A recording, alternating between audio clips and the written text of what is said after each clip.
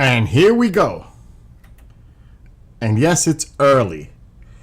It is what, 6:36? We have 4 hours, hopefully. It says it on the top of the screen, 3 hours and 57 minutes to hopefully a successful launch to ISS, the International Space Station. So it's going to be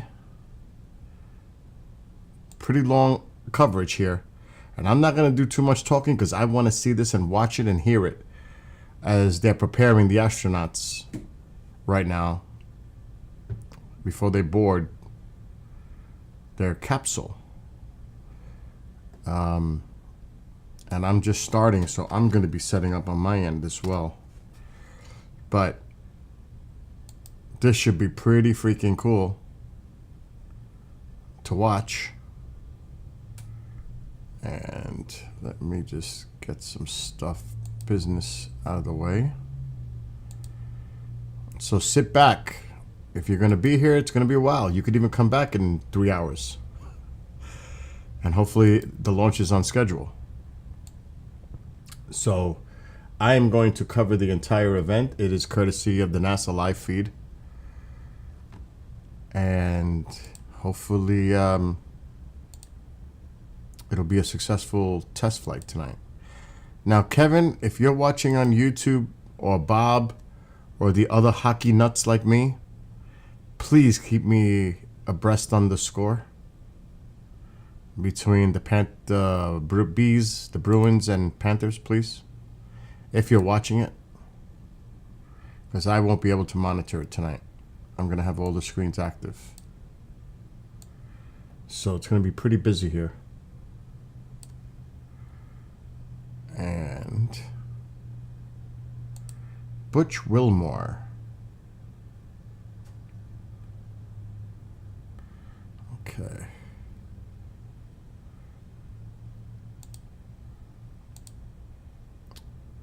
And I finished my deck. It's sealed now. I did that in between. Just finished eating a couple of tacos. I know, hockey. That's why I just said, Kevin, if you're watching, keep me abreast of the score. It doesn't start for a little bit yet.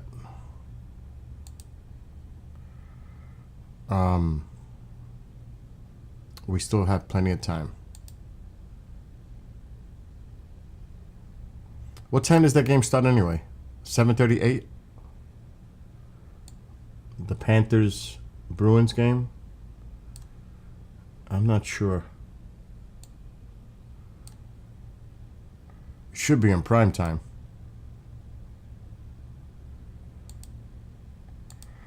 Okay, I'm just getting everything organized here, and then I'm going to be quiet, and I'm just going to put the audio coming in from the feed, which I'm almost ready to do that in about 2 minutes. I am off tonight, so I don't have to worry about that. Oh, shit, I didn't send it. I got to do it this way.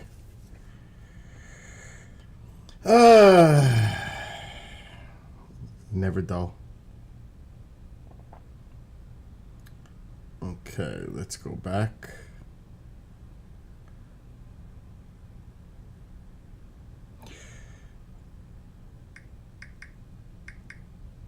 Do this. I gotta open this door. It's getting warm in here. It's crazy. It started off chilly. It is warm now. And Nebraska, Oklahoma, west of Oklahoma City, there's some really bad clouds developing. Oh my gosh, not good. Oh man, why would that do that? Oh, screw it. I'm going to do it anyway. Now, that's kind of bizarre looking. How can I flip it? Like that. Can we make it bigger? No. I fixed the photo. On Skype. That's new. I've never seen that one been done before. So the deck is sealed. I'm downloading the photo now. What's up, Julian? Okay, hold on. So finally, I've applied the sealer, which pretty much says this is a done deal. And here we go. Oops, not that one. Let's kill that one. It will be this one. So there it is. The deck is sealed, cleaned, and redone. Mission accomplished. Deck rebuilt, which is amazing.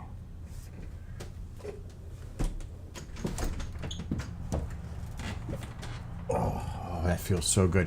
Anyway, I am going to say goodbye to me. We're going to listen in on what they're saying and enjoy it. They're probably taking questions now.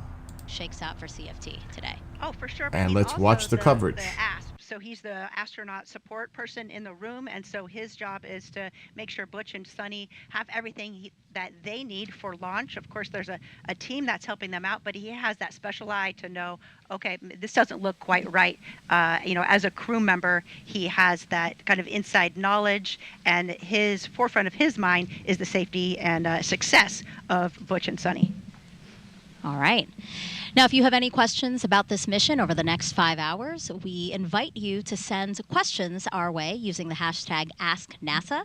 All you have to do is go to one of our platforms, Facebook, X, Twitter, Instagram, and again, use that hashtag AskNASA to send in your questions. We look forward to hearing from you and answering those questions live. Let's go now to United Launch Alliance's Advanced Spaceflight Operations Center, or ASOC, where ULA's Dylan Rice and Boeing's Lauren Brennicke are listening to all pre-flight operations right now. So, guys, how's everything looking?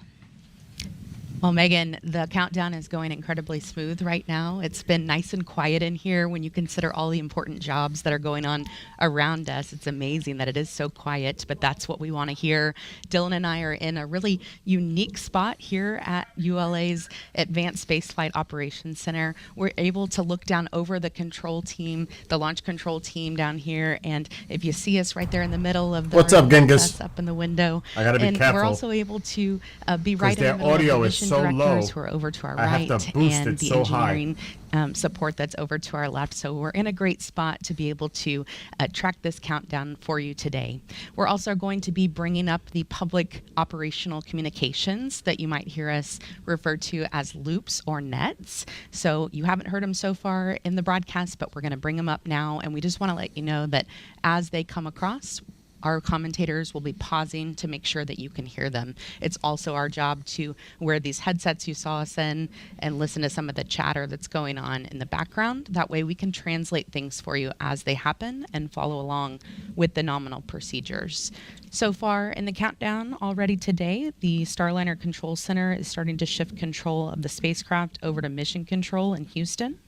The pad team has been cleared out for a little while the rocket was being fueled, but they are back on the pad now and preparing it for crew arrival. Our teams have also been cycling the thruster valves, and they're now in open position.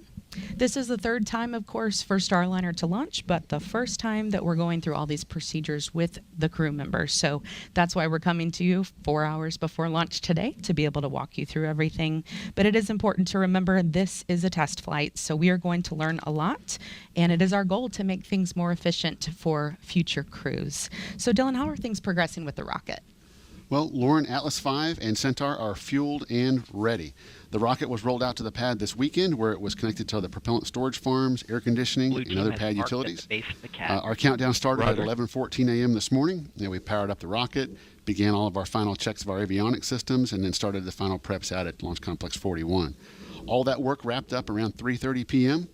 We got into our cryogenic tanking hold at that point. And with the launch vehicle ready and the cryogenic hold completed at 4:34 p.m., we picked up cryogenic tanking. Cryogenic tanking takes about just under 2 hours to complete and went very smoothly today.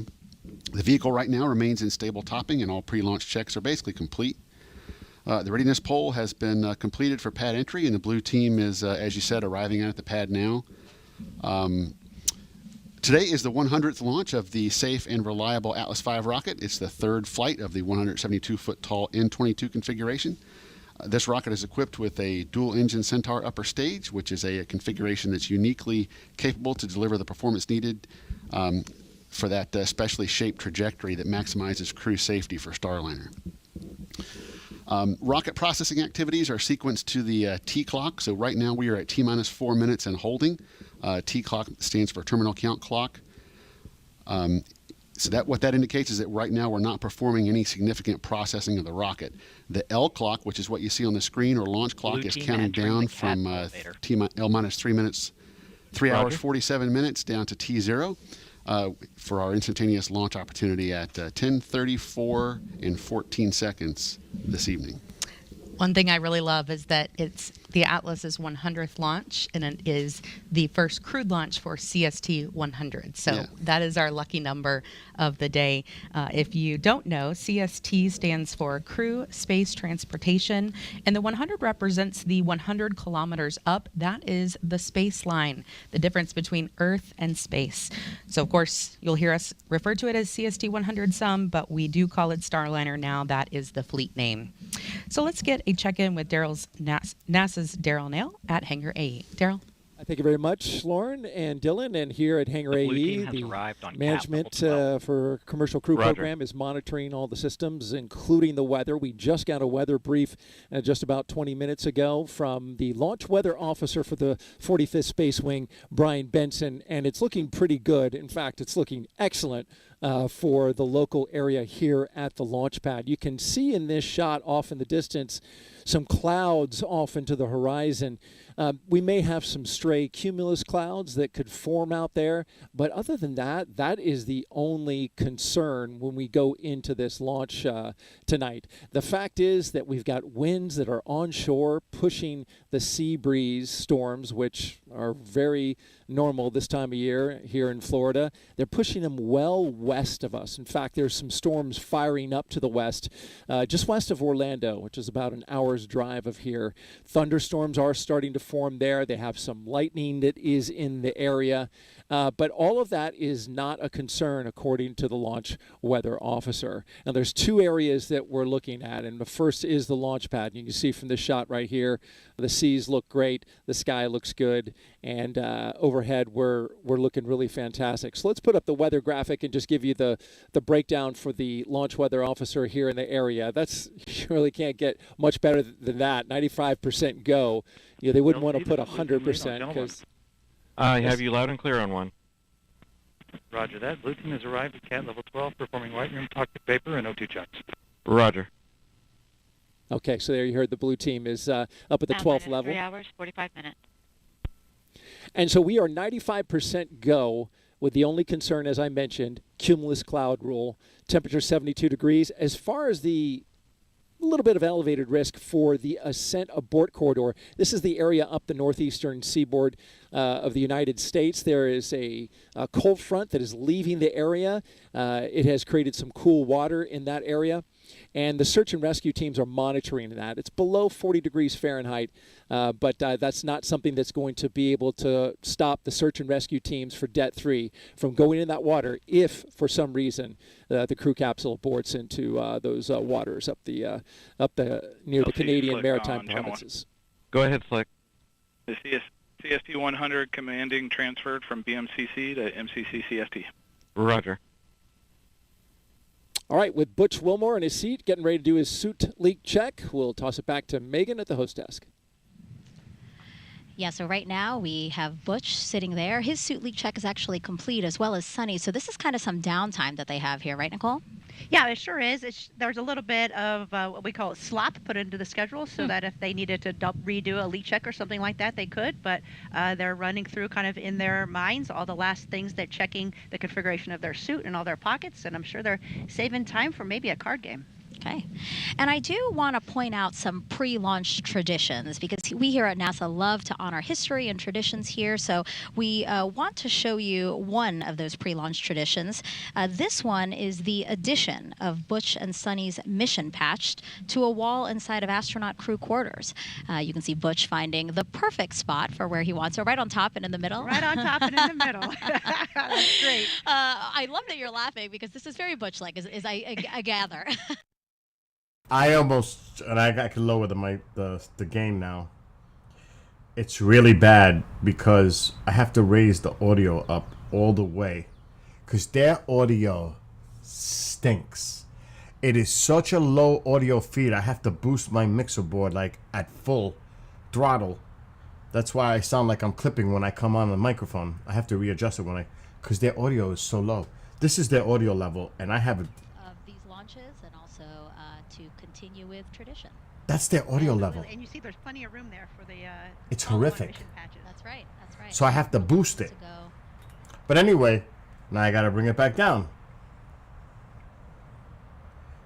Anyway, when I saw Kevin about the lazy chair thing, what's up, Chantal? What was it? Special NASA lounge chair, 43,000. I bet you it's even more than that. Lazy boy Genghis says. Listen, that chair is probably 300 grand. It's a special chair. It's not like if you went to the dentist or something, you know what I'm saying?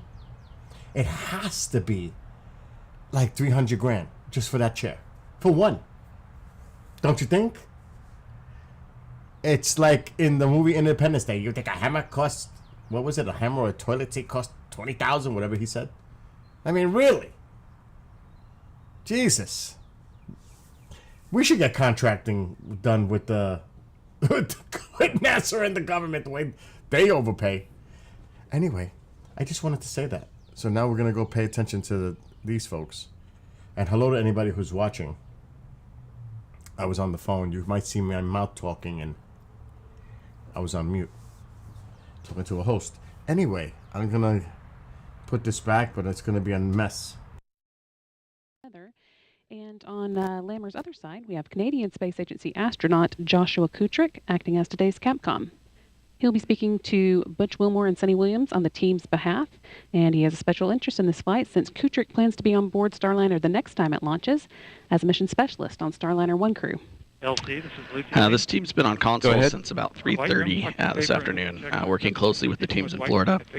Just under 4 hours before launch, once everything was activated and ready for them, the Boeing Mission Control ground control team handed control over to these folks here, and they'll be the ones sending commands to Starliner from now on. That said, although they'll be busy, you won't hear too much from them as they move through the countdown with their colleagues in Florida. Some of the key calls they'll make include switching Starliner from ground power to battery power, and then with the crew's help, activating the launch abort system. 3 hours, 40 and of course, minutes. Mike Lammers will be speaking on behalf of his team when he gives his go or no-go to the launch conductor during the final poll 7 minutes before launch. At liftoff, they'll work hand in hand. This could be a long PPP night. That's all I'll say. Controlling the Atlas rocket lifting Starliner into orbit. For the first minute and a half of flight, we'll have Atlas and its solid rocket boosters providing the initial lift to get Starliner to orbit. And then later, the second stage Centaur engines finish the job of getting the spacecraft into orbit. They'll be done with their job about 12 minutes into Starliner's flight and then be jettisoned 3 minutes later. After that, Starliner will be on its own to make its journey to the International Space Station. So let's take a closer look at the details of what to expect during Starliner's ascent, coming up at 10:24 p.m. Eastern tonight.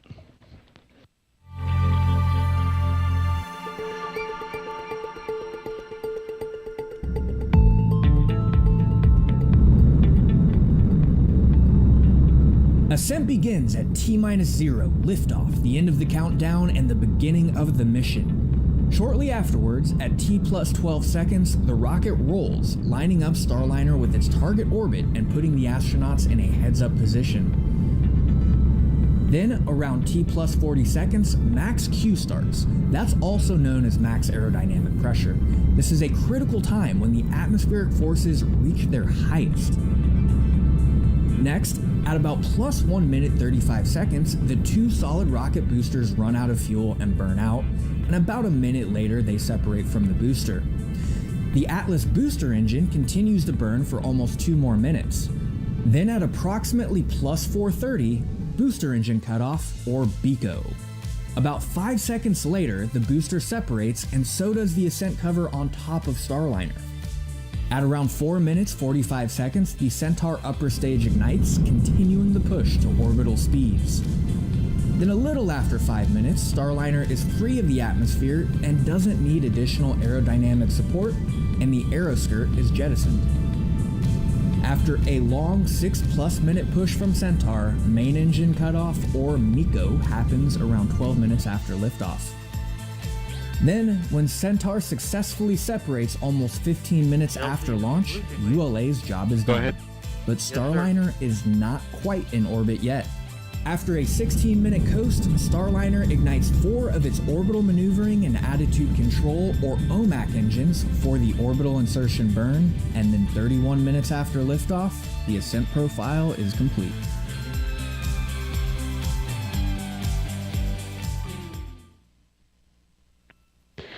That was a look at the first 30 minutes of Starliner's mission, but of course that's just the beginning. If we launch on time tonight, Starliner is set to dock to the International Space Station at 12:46 a.m. Eastern on Wednesday.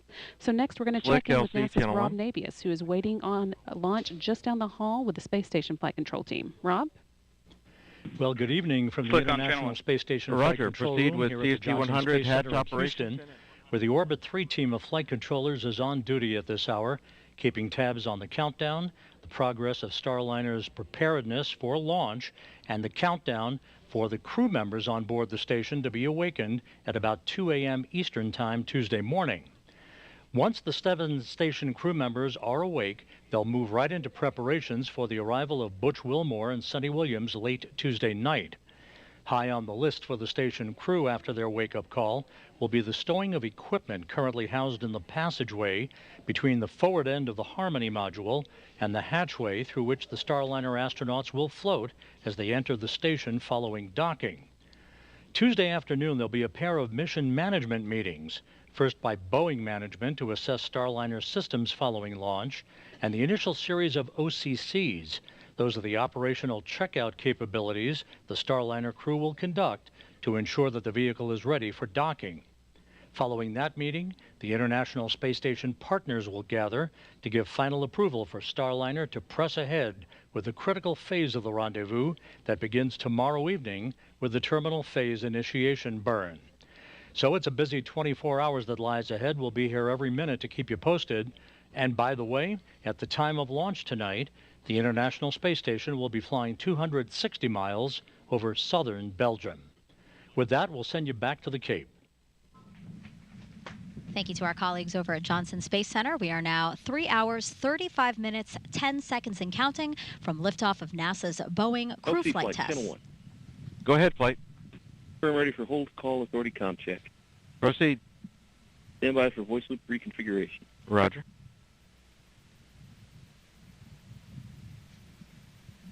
Nicole, really quickly before they start, what is this poll? Or So not they're- poll, I'm sorry, check. Yes, they're doing all the 35 minutes. These are all the comm checks to make sure that the control rooms for the spacecraft, for Houston, as well as the rocket, are all in sync and have good communication.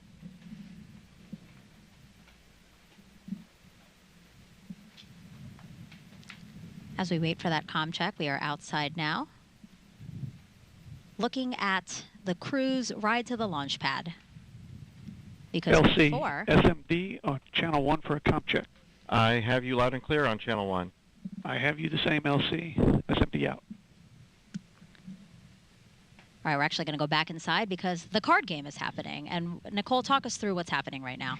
Okay, so there in the middle of the screen, you see Joe Acaba. He's the chief of the astronaut office. LC and flight, comm check on air to ground 1. I have you loud and clear on channel 1.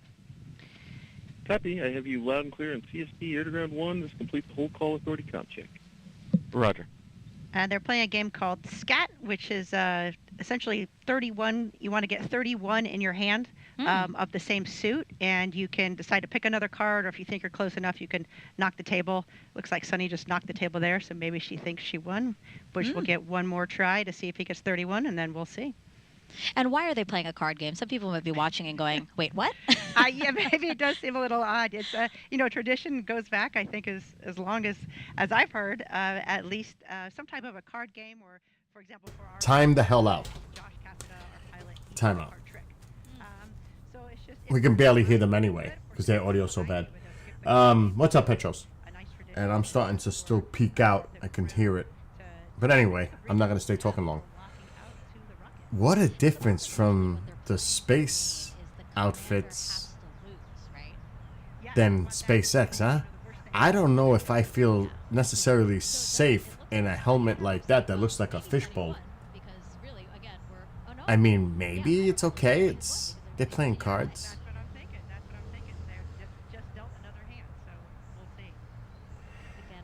Oh, I'm not going to even make a joke, but why do I think of the Wizard of Oz right now? Oh my God, Dorothy, the Wicked Witch. What's going on? Why am I thinking that right now? I don't know why, but I'm having a bizarre moment right now. I don't even want to look at the screen. But boy, Jim, that made me die. That was a good one. But it's so true. But still, I'm like, oh my gosh, that's deep. Anyway, I'm done. And like I said, the audio is so poor coming through the feed. No, they're not doing any spacing walking in those outfits. I wouldn't even want to know if there was an emergency with pressurization and the loss of. With that kind of... Oh my... I mean, there has to be more than that, right? There's gotta be more than that. It looks like they bought their suits from fucking Walmart. I'm sorry to say it, but that's like some low budget. I mean, even the design, look at that nasty looking zipper right up the middle. That doesn't even look... You know how when you have a coat, it overlaps the zipper to at least cover it, that piece of material? That is cray-cray. It looks like something out of a 50s movie, and they're going not in space, but they're going to go underwater in those old big helmets with the tubes connected to them. Kind of a thing. Oh my gosh. Maybe I'm just, the PPP is affecting me a little bit too much. All right, I'm muting. Folks who are in the suit-up room there, and they're holding some roses. Nicole, do we know anything about that?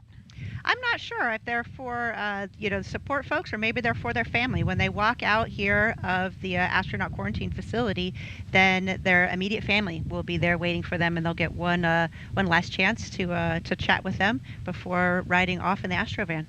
Yeah. I do know that this particular crew has always said, really, this is a team effort to get to today, so I'm sure they are very appreciative. And yeah, those might be for folks they want to honor today. And as you mentioned, the Astrovan, Nicole, the Astrovan is going to be Butch and Sunny's ride to the launch pad. You're looking at it right now. It's parked right outside of the Neil Armstrong Operations and Checkout Building. Crew quarters is right inside of the ONC. NASA chose the company Airstream back in the 60s to create a crew quarantine vehicle for when astronauts returned from the moon. The picture you see there, President Nixon talking to the Apollo 11 astronauts inside said quarantine vehicle. And then during the shuttle program, Airstream created the first generation Astrovan. You see it there, a 27-foot motorhome that transported astronauts across KSC to their launch pads. You see Butch smiling there, one of his previous missions. Sunny also rode in that Astrovan.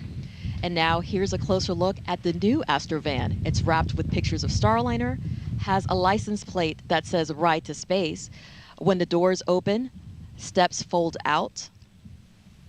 The inside can seat up to 8 people. There's those steps. And there's with the room for the astronauts. Cost $20 million.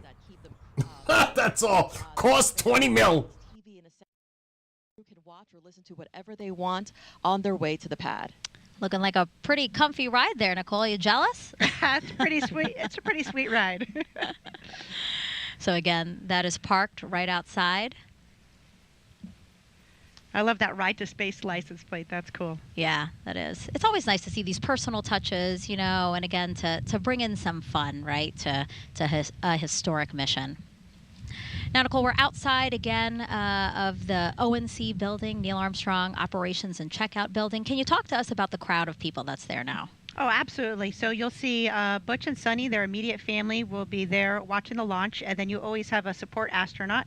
And for Oh, it actually looks like they've already left and the they're suit-up matching. room. Look at they're matching their picture in the elevator.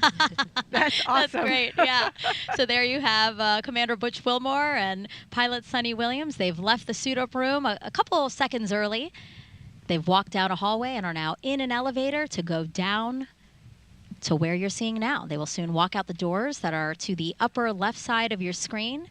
They'll greet the crowd there before getting into their Astrovan. So again, Nicole, what were you saying about the people there? Yes, of course. There's always astronauts there supporting the family. So I think flying in space is one of the most important things we do. And the next thing after that is supporting our friends that are flying to space and supporting their family. So you'll see Steve Bowen, who is supporting Butch's family, and they were classmates of the astronaut class of 2000. And then Doug Wheelock is supporting Sunny's family, and they are classmates in the class of 1998. Wow. Yeah, it's so nice to see the familiar faces, you know, just to... I will say that looks a lot more comfortable than a Tesla. I'm just saying. It is. It's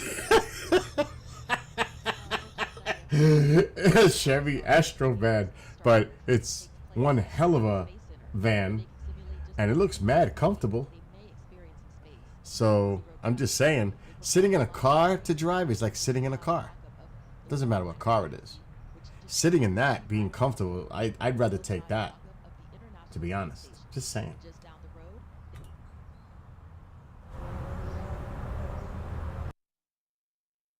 Face during this flight test.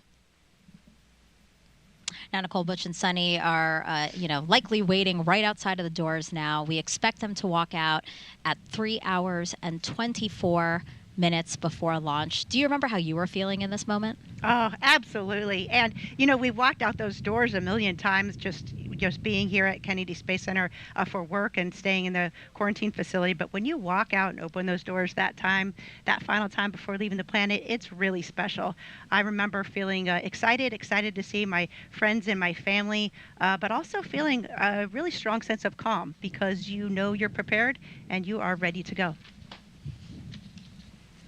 So we'll be watching the clock to see if they're too excited to wait for the mark that they were. Who would come running out first? Would it be Butch or Sunny?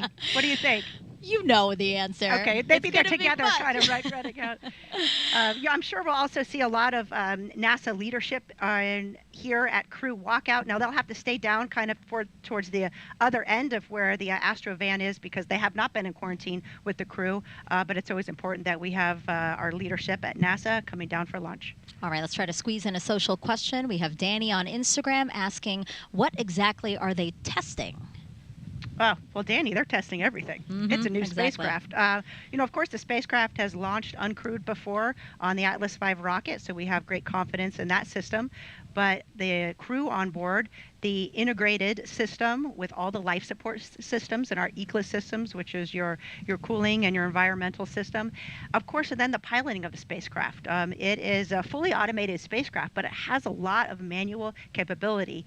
So Butch and Sunny will be flying manual test points, and it also has a fully backup capability as well. So they'll be testing all of those components of the spacecraft during this mission. And to set the stage for, again, the moment of Butch and Sunny walking out these doors, again, the ONC building here at Kennedy Space Center. Inside was crew quarters, that same suit-up room that we have been watching them suit up in. NASA has used that very same suit-up room since Apollo 7 in 1968. That was the first manned mission of the Apollo program, so a lot of history there. And then those astronauts, as we said, for the missions subsequent to Apollo 7 have been walking out the doors as you see now. Here they come, our CFT crew taking their first steps outside for their historic flight test to the International Space Station. Commander Butch Wilmore and pilot Sunny Williams. LC Slick on Channel 1. Go ahead, Slick. Hatch open, ops complete. Confined space checks are nominal. Roger. You can hear Butch there saying thank you for everyone for being there. He said, let's fly. They're now walking over to their respective areas, right? Again, we have family and friends here to see Butch and Sunny.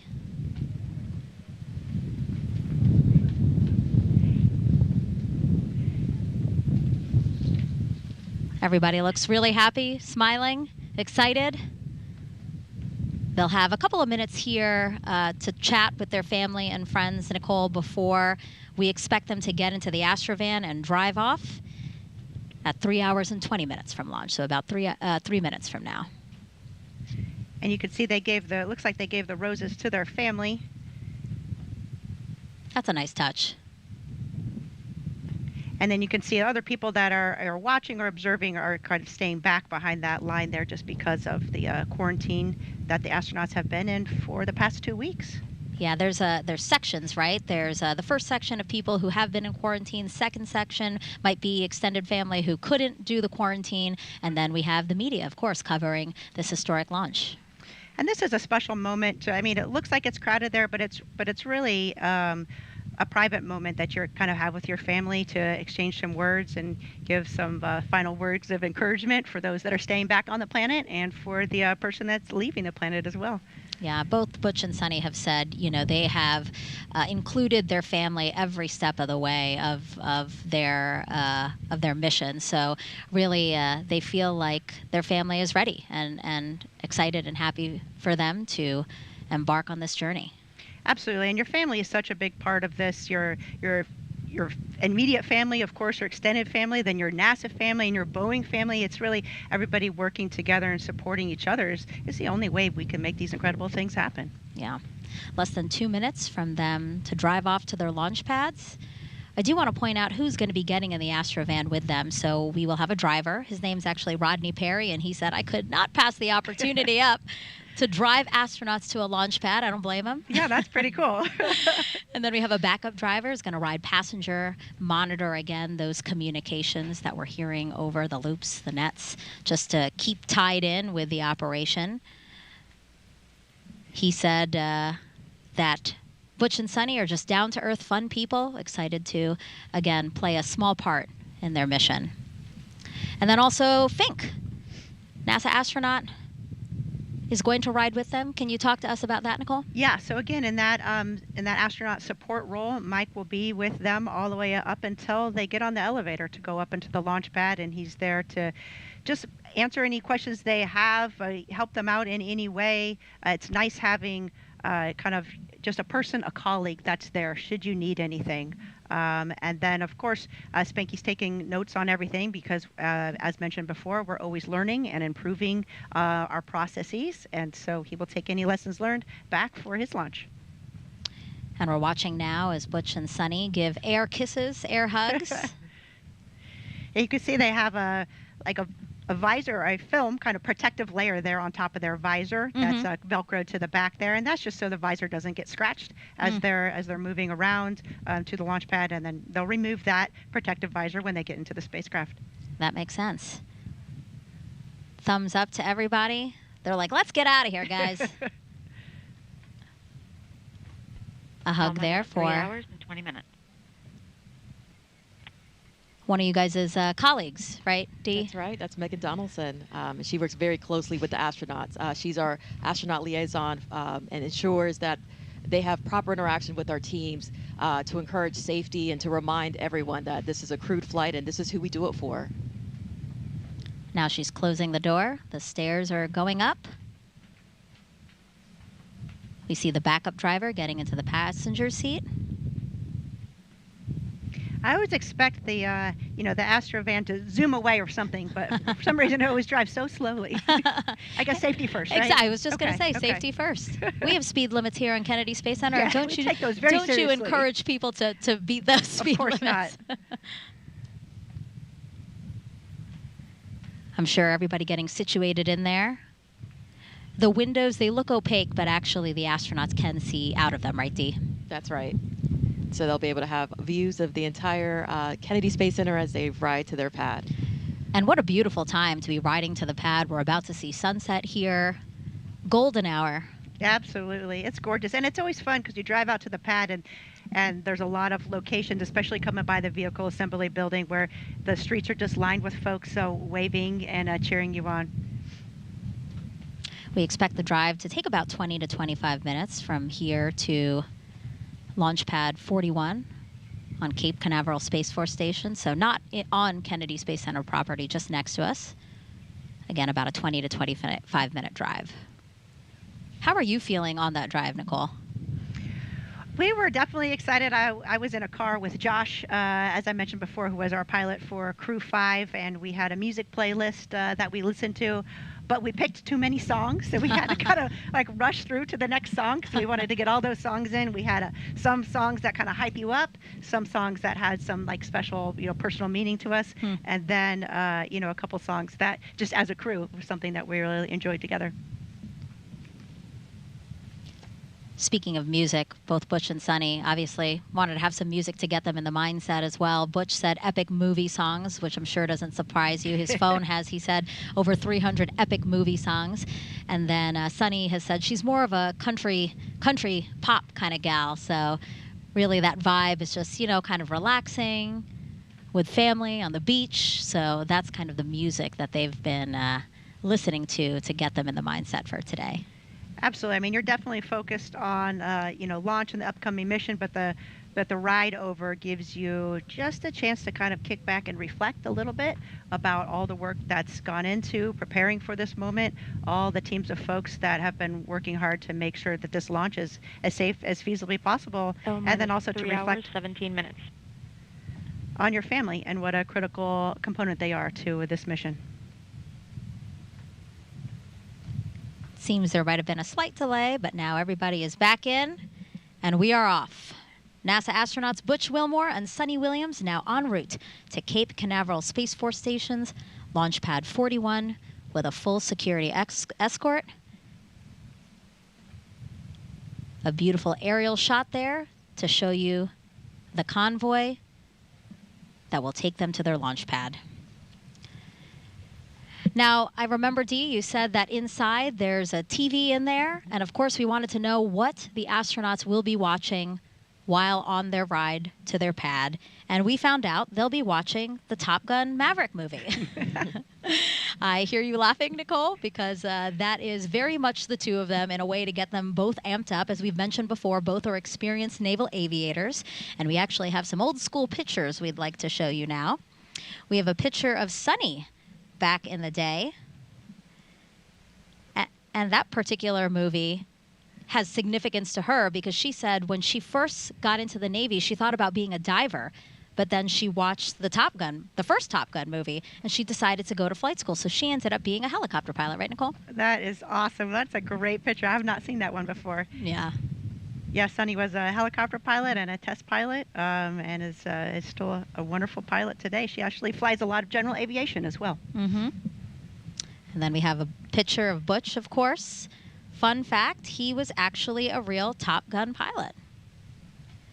And Dee, you mentioned Chris Ferguson, a retired NASA astronaut. He's on the far right. Talk to us again about him and the fact that he, too, was a Top Gun pilot. That is correct. He LC Slick on Channel 1. Go ahead. Crew transport convoy is en route to LC 41. Estimated arrival to the roadblock is about L minus, I would say 3:05. Roger. OSM, LC. OSM. Crew transport convoy is en route to pad. Permit entry into FHA. Roger. So as you hear there, obviously comm checks of the crew, letting teams know that the crew is on their way. And yes, Megan, as you mentioned, Chris Ferguson is a former Top Gun pilot.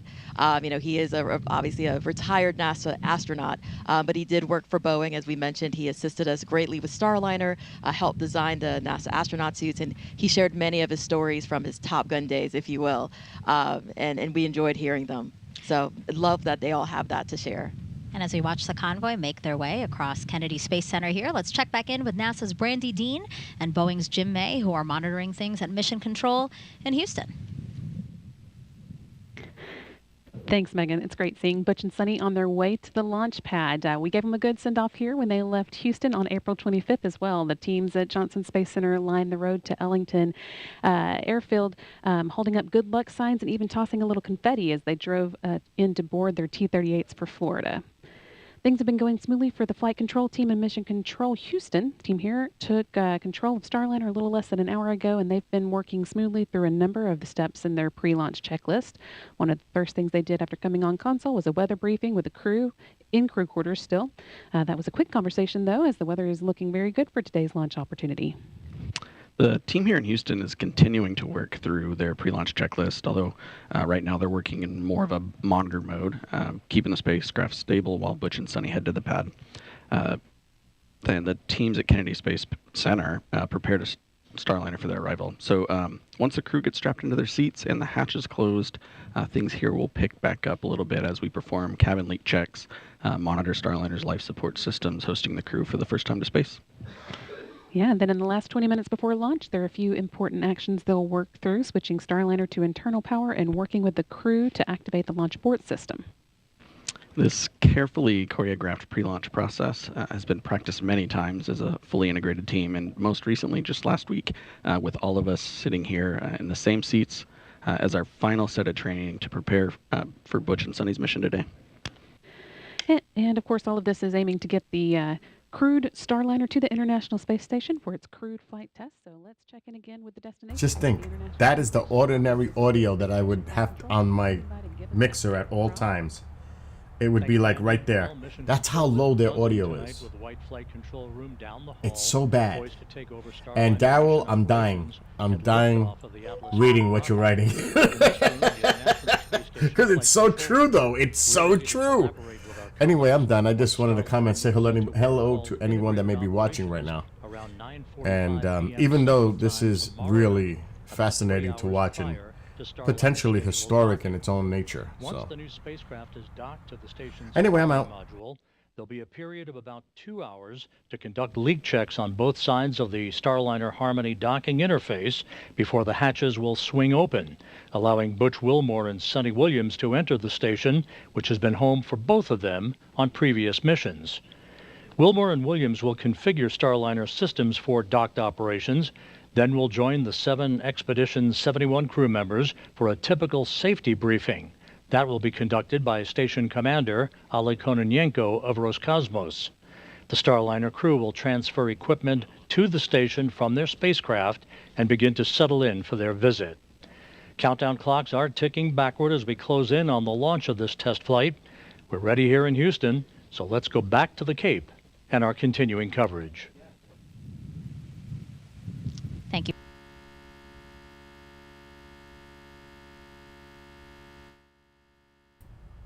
I did not do it. Craft designed for crew. Just saying, it wasn't me. It's about the first 5 crewed test flights. Here they are.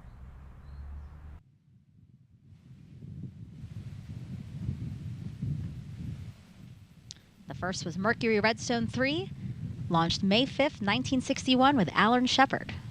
The next one was Gemini 3, launched with Gus Grissom and John Young on March 23rd, 1965. Apollo 7, Wally Schirra, Don Isley, Walt Cunningham, October 11th, 1968. Then you have STS-1 with astronauts John Young and Robert Crippen, which launched on April 12th, 1981.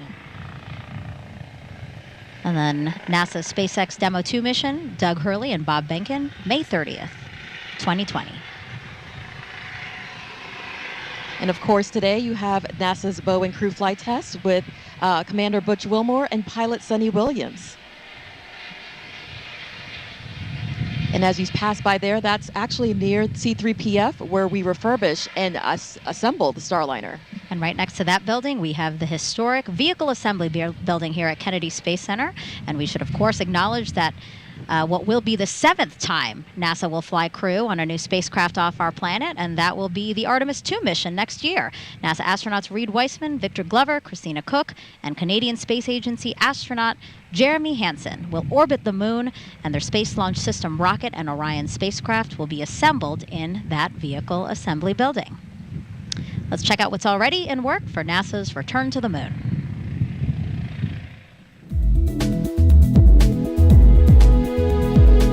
Engineers inside the Neil A. Armstrong Operations and Checkout Building at Kennedy Space Center lowered the Orion spacecraft into a vacuum altitude chamber with the help of a 30-ton crane. The chamber simulates deep space to test for any electromagnetic energy that could damage Orion as it travels away from Earth. Meanwhile, the Artemis II crew completed an underway recovery test at sea. This exercise mimics Orion landing and recovery procedures when the crew splashes down in the Pacific Ocean off the coast of California. Navy divers and boats approached a mock-up Orion capsule and helped the astronauts into helicopters, which then flew them to a nearby naval ship, just like they'll do during the mission. Back at Kennedy and high above Launch Pad 39B, this 360-degree video takes you for a ride inside one of the Artemis emergency egress baskets. In the event of an emergency at the launch pad, astronauts and workers use this quick exit to get to safety. That's a look at your Artemis Moon Minute. We're now 3 hours and 7 minutes away from launch. So let's check back in with Daryl Nail over at Hangar AE. Well, thank you very much, Dee. And as we follow the convoy to the pad here, you can see the shadows on the vehicles are getting long. That's because sunset is just about 30 minutes away, 8 p.m. Eastern Time. Sunset, and the conditions for weather are simply fantastic. It's 79 degrees outside, humidity about 70%, but we are very dry, very comfortable, and any storms that have been caused by sea breeze, convection over the center of the state are being kept away by some nice 12 to 14 knot winds, according to the launch weather officer, just keeping those storms at bay off in central Florida. So as the team goes out there, the crew's getting a beautiful sunset, a beautiful Florida sunset as they go out to their launch pad today.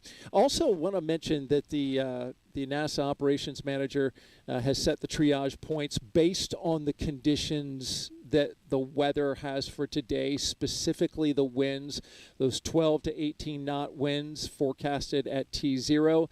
That dictates where they can put the triage should there be an emergency at the pad and they needed to get crews out of there. They want to make sure that both the emergency personnel and the astronauts are safe in case of any emergencies that happen.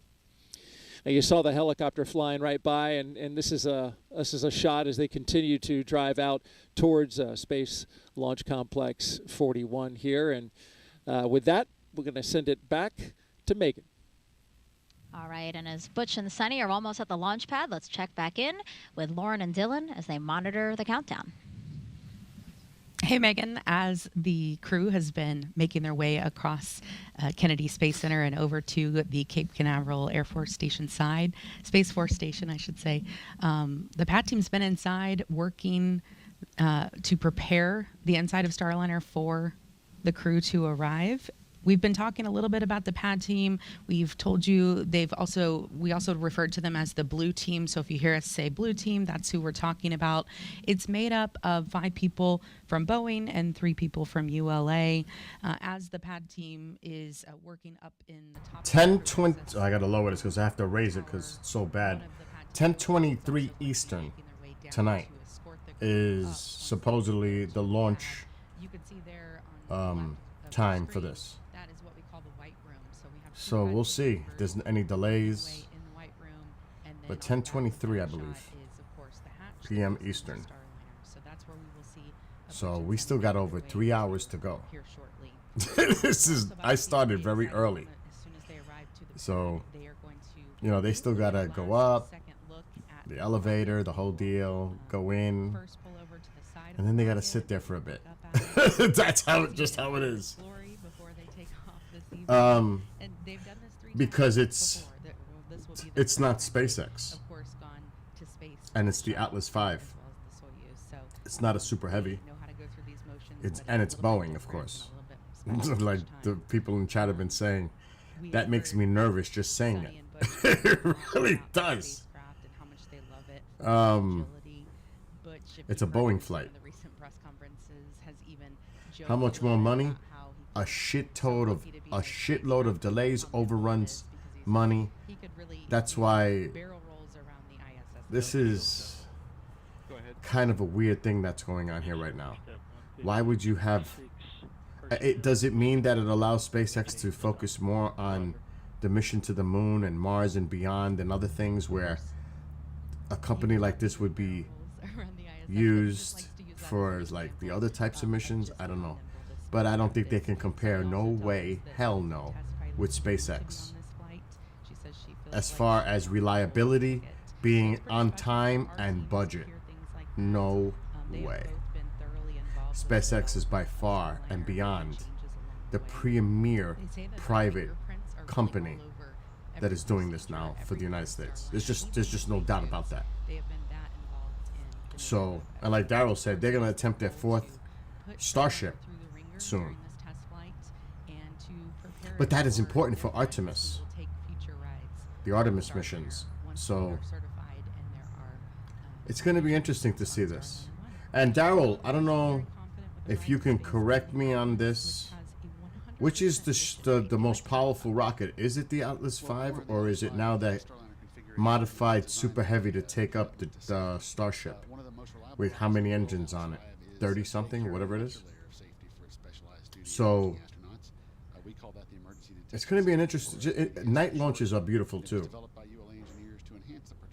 Yeah, I know. I saw that Reaper. Past that they like died. I'm not going to get into that right now because we're watching this and I want to hear the commentary.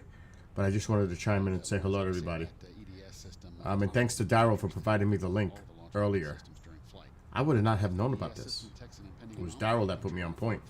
All right, I'm going to shut up. Trigger a manual abort from inside the capsule. Along with that EDS system, we also have a dedicated Ascent flight control team on console at our headquarters in Denver. During this, this is Slick. They're exiting the White Room to grab the radio now. Okay, Roger, copy that. Yeah, during any human spaceflight mission, this team is monitoring the health and performance of the rocket during ascent to space. The engineers will provide a real-time status and collaborate directly with NASA's flight director and mission control in Houston. When you hear the call sign Atlas, that's our ascent lead, and he'll be providing real-time telemetry data from the rocket and provide continued situational awareness. So for now, the rocket remains ready. We're just waiting on the opening of today's launch window and our astronauts. All the activity out at the pad is actually up on that crew access tower right now. As you mentioned, there are 3 ULA team members on the blue team, and they're there to manage all aspects of the crew access tower systems. They performed the initial safety checks of the tower and the White Room prior to the Boeing team's arrival at the pad. Once the crew is loaded... The convoy has arrived at the pad gate. Roger. LCOSM. Go ahead. Crew transport vehicle has entered the pad. Roger. Crew is clear to proceed to level 12. Roger. Okay, we're hearing now that the crew has pulled into the pad fence line, as you can see, and they've been given clearance to go all the way up to level 12 on the CAT. All right, as Butch and Sunny make their way up to the rocket, and we are going to see a very historic moment here, we're going to pitch it back over to Megan and Dee and Nicole. Ladies. Thank you, Lauren and Dylan. Yeah, we just saw the Astrovan get onto the pad there. The rest of the security escort stayed behind, right, Nicole? Yes, they stay behind, and it's just the Astrovan that goes up there to the launch L-3 pad. hours. Time markers again, L-3 hours to launch. As we see Butch and Sunny and NASA astronaut Mike Fink get out of the Astrovan. You can see Mike taking some photos there already, which is he's always great at commemorating the moment. Yeah, I'm sure that he's very excited again to see his friends. And this is a special moment right here when they get a chance to look at the rocket. So Butch and Sunny walking ahead there. They're going to take a look at the rocket, which you see on the upper right-hand part of your screen, kind of behind the building that's there. You see the A, that is the structure there that's holding the rocket up. Again, a really wonderful moment for the two of them to take this all in. You know, and it's amazing. You do it, it feels like 100 times in training, and maybe there's a rocket there, maybe it's not. But the day you look up and you see your spacecraft on top of that rocket and you know you're about to climb on board, it feels very different. And this shot, it shows how massive this rocket is. It really shows the scale of just what they're about to do. How did you feel, Nicole, when you took a look at your rocket before getting on it? I was amazed. As as Dee mentions, amazed just how massive it is. And it's just incredible to think that we as humans can come together and build something so incredible, launch humans into space, and to do it safely. And again, this must be emotional for Mike Fink as well, because right after this flight, and once Starliner is certified for those continued flights to the International Space Station, it'll be his turn. Yeah, he and Scott Tinkle will be headed up on Starliner 1, hopefully not too soon. And so the three of them now back in the Astrovan driving around to the elevator that will take them up the crew access tower, specifically to level 12, and that is where they will get into the Starliner spacecraft. And this is where Mike will leave them, as we talked about. He's doing kind of all the last checks to support them. He'll hand them their helmet bags, which contain everything that they need to take into the spacecraft that they're not currently wearing. The vehicle has arrived at the base of the CAT. Roger.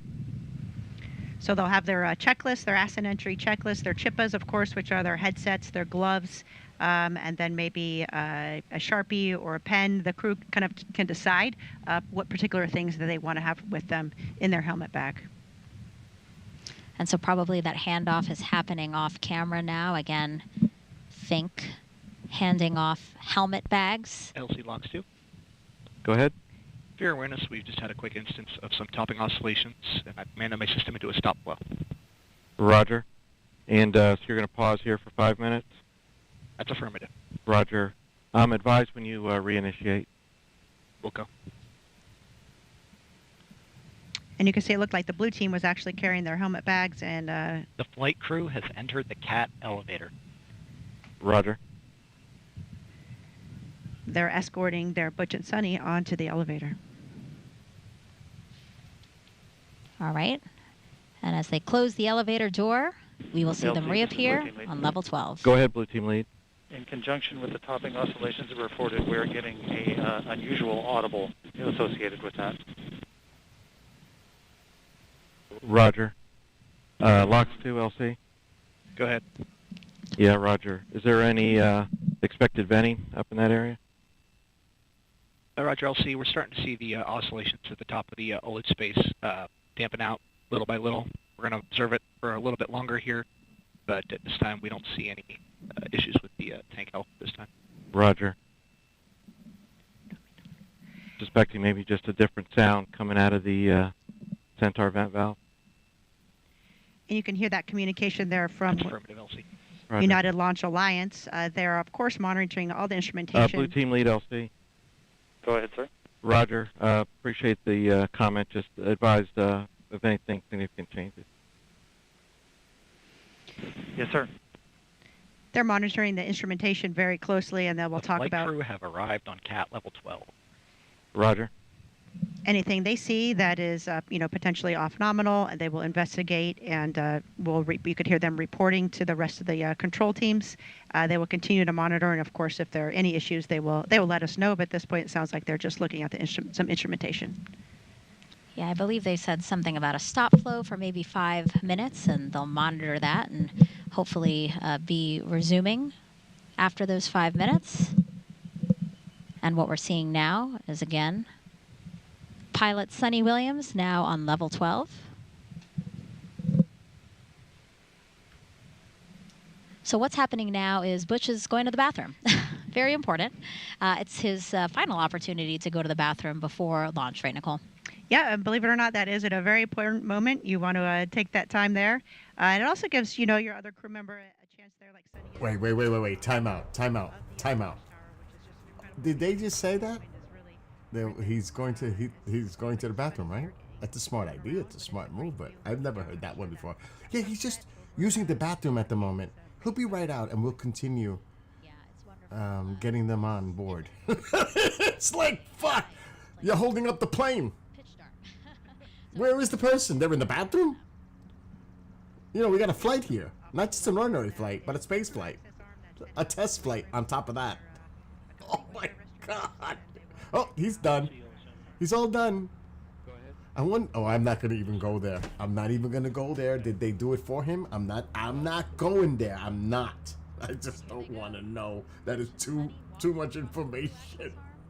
Oh my God. Let me just mute. I better mute while I'm ahead. Seriously. And OSM, proceed to south fallback. Roger. So now they're in the white room being greeted by some of the pad team members. That's going to help them ingress into the Starliner capsule. But before they do that, you can see Butch has a Sharpie in his hand, and he is actually signing a mission patch that they have put in the white room. It may seem like we do a lot of signing and a lot of patches, but it's important, the traditions, and not only for the crew, but for all the team that supports. So you can see all the Boeing folks there in the white room, and Sonny and Butch have worked with these folks for many, many years, and they are going to do all the final checks and get them in the spacecraft. Really, Sonny and Butch put their lives and making sure that they're ready. Mike, don't you have a game to go watch? Like the Bees versus the Panthers? Isn't there a game you need to be going to watch right now? Seriously. You got the Bruins against the Panthers tonight. Go ahead. A man of faith. Come on. Timer for restarting flow with the oscillations. Recommendation from I.S.S. is to resume flow and then immediately initiate a rechill process once we have regained our topic state. Roger. I concur. Proceed. You can see it looks like the Butch there is taking the patches from the crew that are helping them get suited up there in the white room, and he'll fly those patches to space and then return them to the crew members when he returns safely. This is my stream. I can talk as much as I want. I don't have to zip it.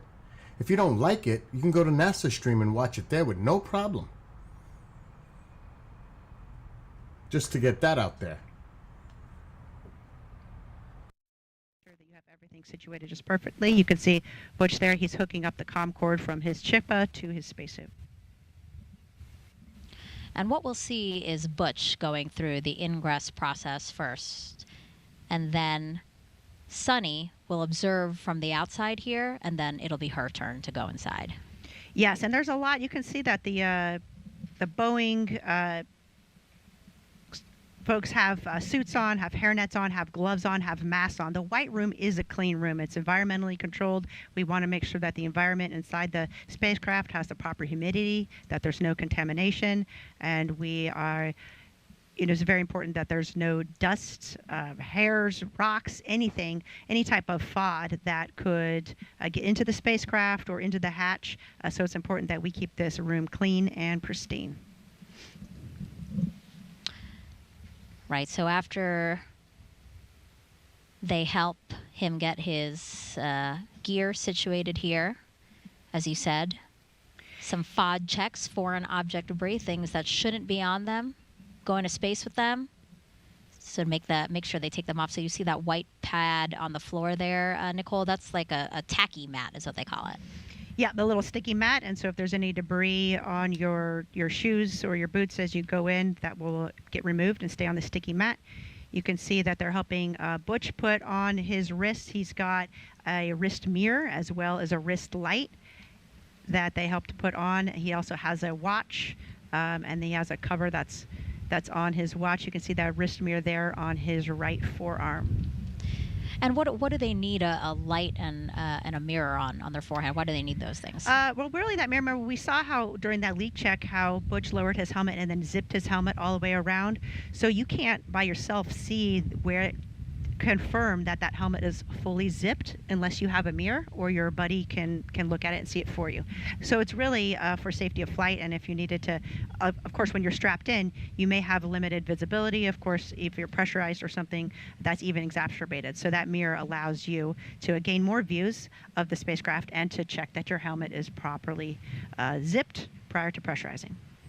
And now we are inside the Starliner spacecraft. And as Butch gets settled into his seat, let's toss it over to Lauren and Dylan inside with the launch team to walk us through what else will happen before Sunny gets in. Two. Go ahead. This time, flow has been reinitiated and a rechill has been issued. Roger. Megan, thank you. We are taking a new view now. This and is Blue from Team Lead, LC. This is from one of the 4 different views we have inside Starliner from our Mustang camera system. And this shot here, of course, is up close on our commander, Butch Wilmore, as he gets settled into the seat here. This is the commander's seat, so he, you saw him there sort of crawl across some of the other seats to slide all the way over. Part of the reason why he goes in first is because he is the farthest to crawl across there. So 2 different pad team members helping to get him settled in. He will sort of do a little bit of a shimmy to get perfectly into the seat and comfortable as they start to strap him up. And you can see them working across his belt there, as well as some of the straps on his legs. We're also seeing Sonny walk down back toward the white room now. LCOSM. Go ahead. Yes, sir. First step 160-24. Personnel have exited FHA roadblock. Roger. All right, and back inside Starliner. Again, we have these 2 pad team members who are helping Butch get settled in here.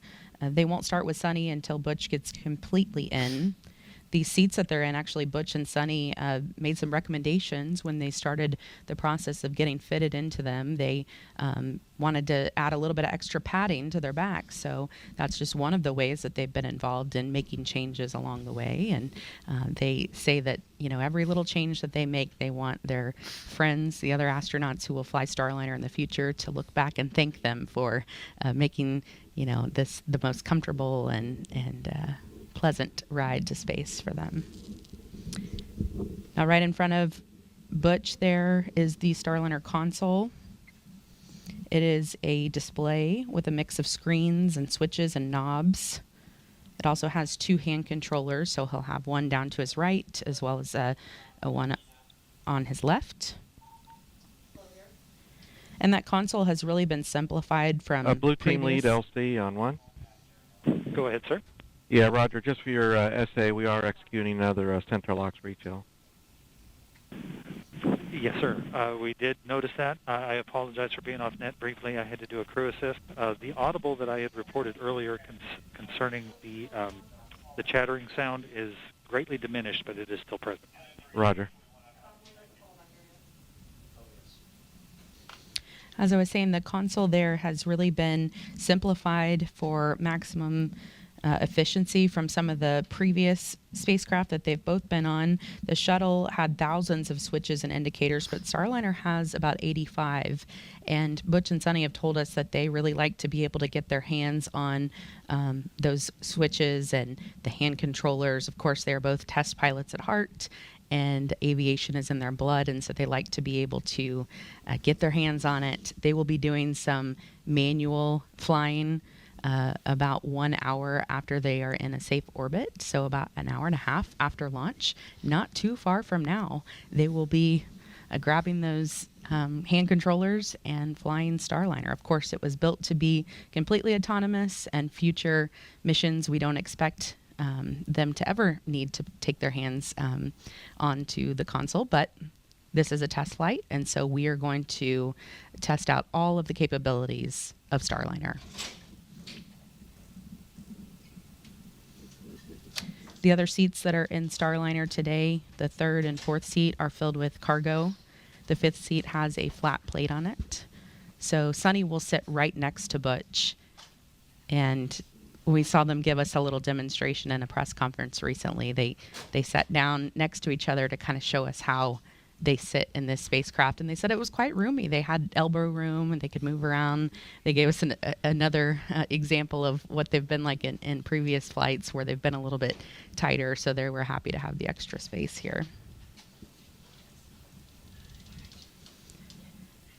This process takes about 15 to 20 minutes to get Butch completely ingressed. But Dylan, our teams have really been working for the last few days leading up to this launch. It didn't just start in the last few hours, right? Yeah, that's right, Lauren. So we actually rolled the rocket out to the launch pad on Saturday. And once the rocket was rolled out, we made those connections, like I said before, to all the pad utilities. So the propellant storage farms, pad power systems, the environmental control systems. And once all that was done, then we loaded the RP-1 rocket fuel onto the Atlas first stage. RP1 is not cryogenic on Atlas V, so we are able to load that early prior to launch day. So we did that on Saturday afternoon. And with all that work complete, we wrapped up our activities on Saturday in preparation for our launch opportunity today.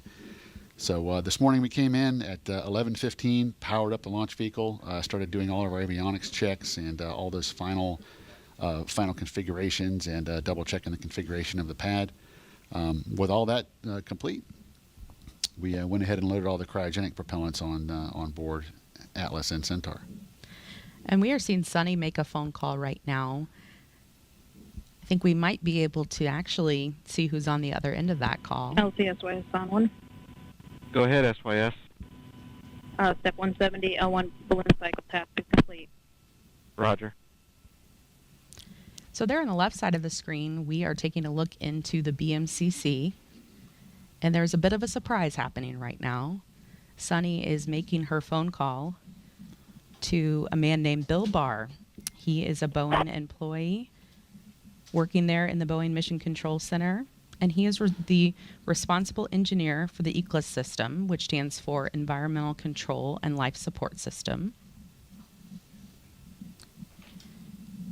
Now, obviously, that's a very important system for flights with human on board.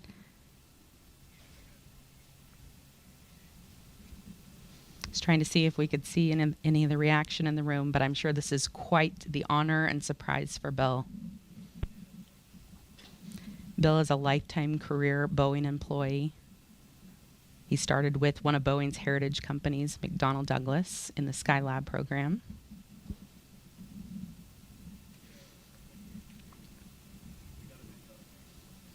His teammates told us he is one of the greatest mentors anyone could ask for. Just a great teacher, knowledgeable, kind, and incredibly patient. Couldn't hear anything better from your teammates. Pentagon 1 is on listen to. And we're going to start hearing some comm checks here as Butch gets connected.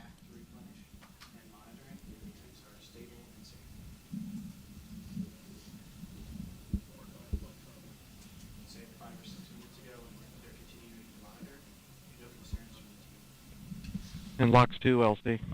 Go ahead, LC. Roger, do you have a status update? At this point, we're back into stable topping replenish.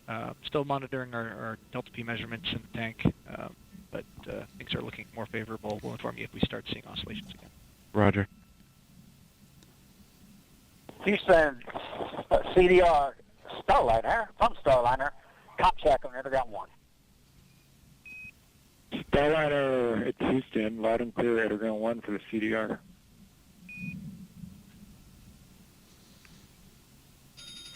All right, good comms check there. Those comms are connected through the umbilical on his torso. And We Houston, mentioned that when Starliner, they we're were ready in the to suit up. power suit and Bravo. Starliner, Houston, Underground 1, we copy, ready for Bravo on the Eclipse control power panel. You can take suit fan Bravo to ON. Suit fan Bravo's coming on.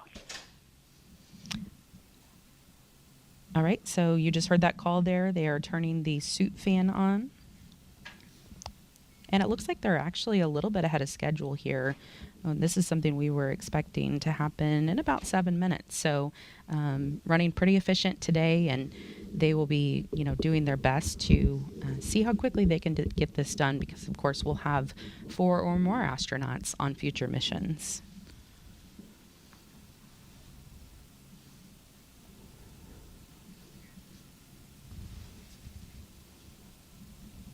When they have the suit fan on, that system routes air from the cabin back into the suit. So that's what they're testing out right now.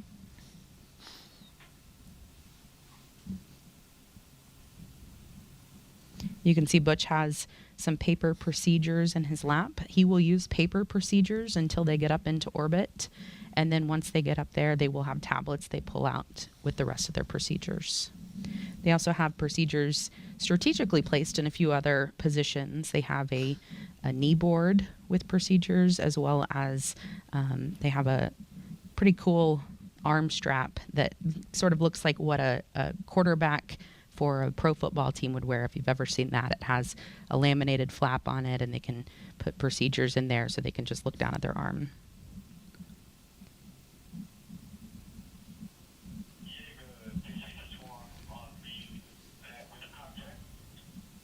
So, Lauren, I believe Butch did play football, right? He did. Yeah, college football player. So he may be used to seeing those. Yeah. There's not much Butch can't do. I'll tell you that. The spacecraft is about 15 feet across inside, so quite spacious. I like to compare it to about a mid-size SUV.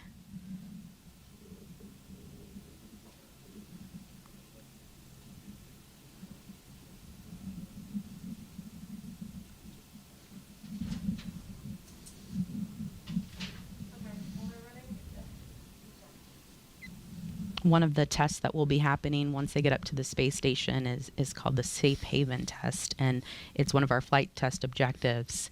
And they will actually pull in a couple of the astronauts who are already on the space station into Starliner with them and go through some procedures to be able to prove that Starliner could actually provide them sort of a lifeboat if they ever needed it, if there was a problem on the I.S.S. So we'll get a chance to see probably about 4 astronauts in there during that time.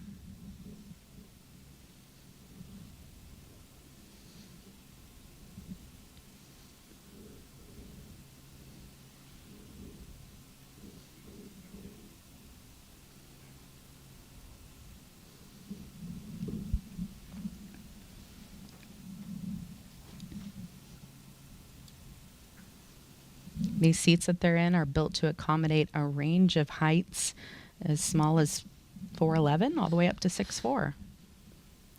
So if you had any preconceived notions about what size you have to be an astronaut, not in this case.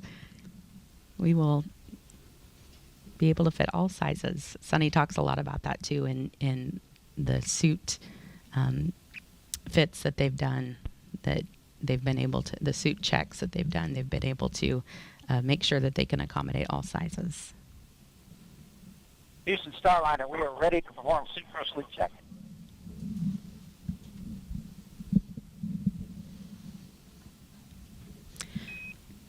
Starliner Houston, we copy. Ready for suit gross leak check. CDR, we're ready. All right, so that call there for the suit gross leak check, that is to check for any leaks in Butch's spacesuit. Now, the word gross is used in this situation to mean any significant or easily detectable leak that could compromise the integrity of the suit. It sounds a little funny, but it is a word that we're very used to in spaceflight. They'll be able to tell pretty quickly if there was a leak in the spacesuit. Once they inflate it, those pad team members will push on their arms and make sure that there's no air coming out.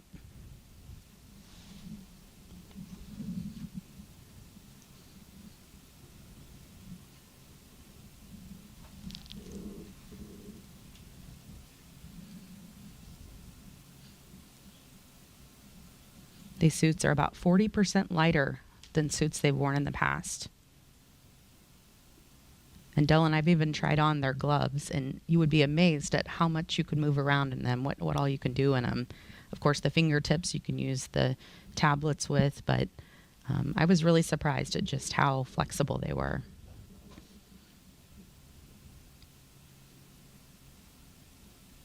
It's starting to get darker over Space Launch Successful Complex 41. leak check on CDR. Houston copies a good gross suit leak check on the CDR. Thanks. Good gross leak check. Good news there.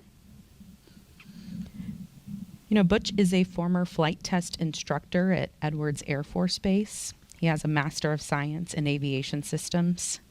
So let's listen to a little bit more on this retired U.S. Navy captain and CFT commander, Butch Wilmore. A large part of the desire within us is to do things that are of benefit to others. In this job, we get to do things that are of benefit truly for all mankind. as we explore the heavens that not many people get to experience, true, but we don't go just to get the experience. It's about the team and it's about the benefit that it brings. My name is Butch Wilmore, and I am the commander for NASA's Boeing Crew Flight Test mission to the International Space Station. Life in Tennessee, God's country, that's where I grew up. Very fortunate, had loving parents, took us to church. When I was young, 7 years old, I believe, they bought a little land out in the country, 6 acres or so. We had horses and cows, and I raised chickens and ducks, and just enjoyed life in the country.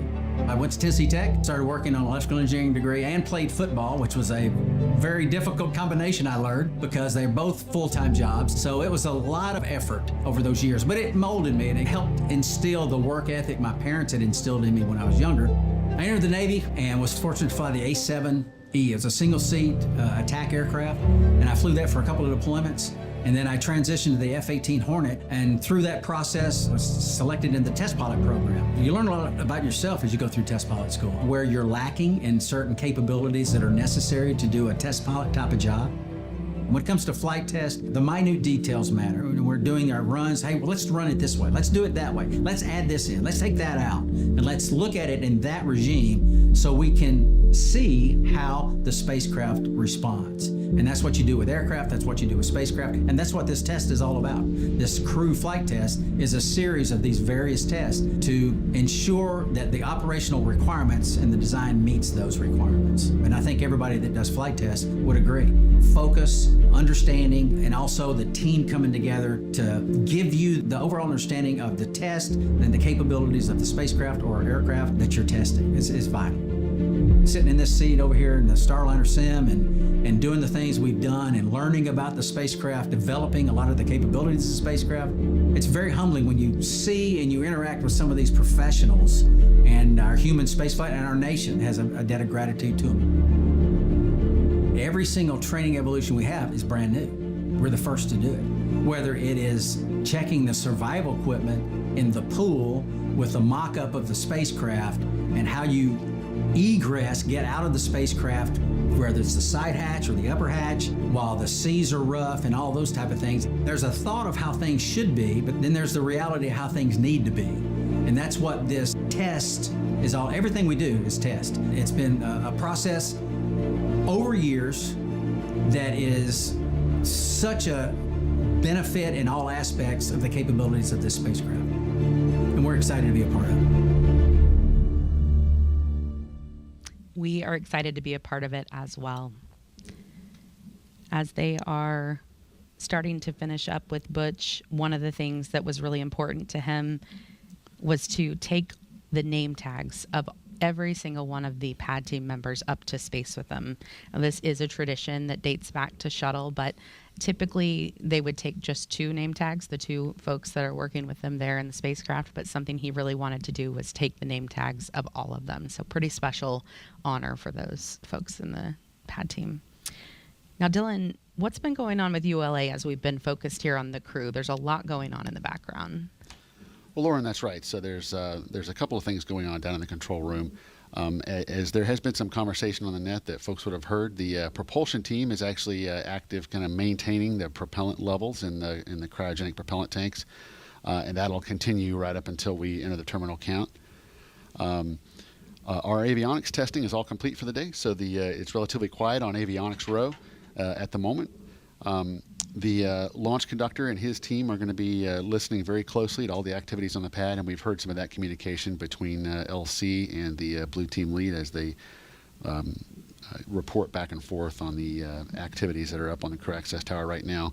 And as part of that, the ULA and the range safety team are also monitoring all of the activities as well with a keen eye on safety. So the team is staying busy downstairs, and but for the most part, from a rocket processing perspective, the rocket's fully fueled and ready to go. So we'll just be waiting on loading our crew today, and then once the Starliner is all closed out, then our team will pick back up with those final preparations for launch. But for now, for the most part, the ULA team is kind of just in a monitor mode, just maintaining readiness for our instantaneous window today.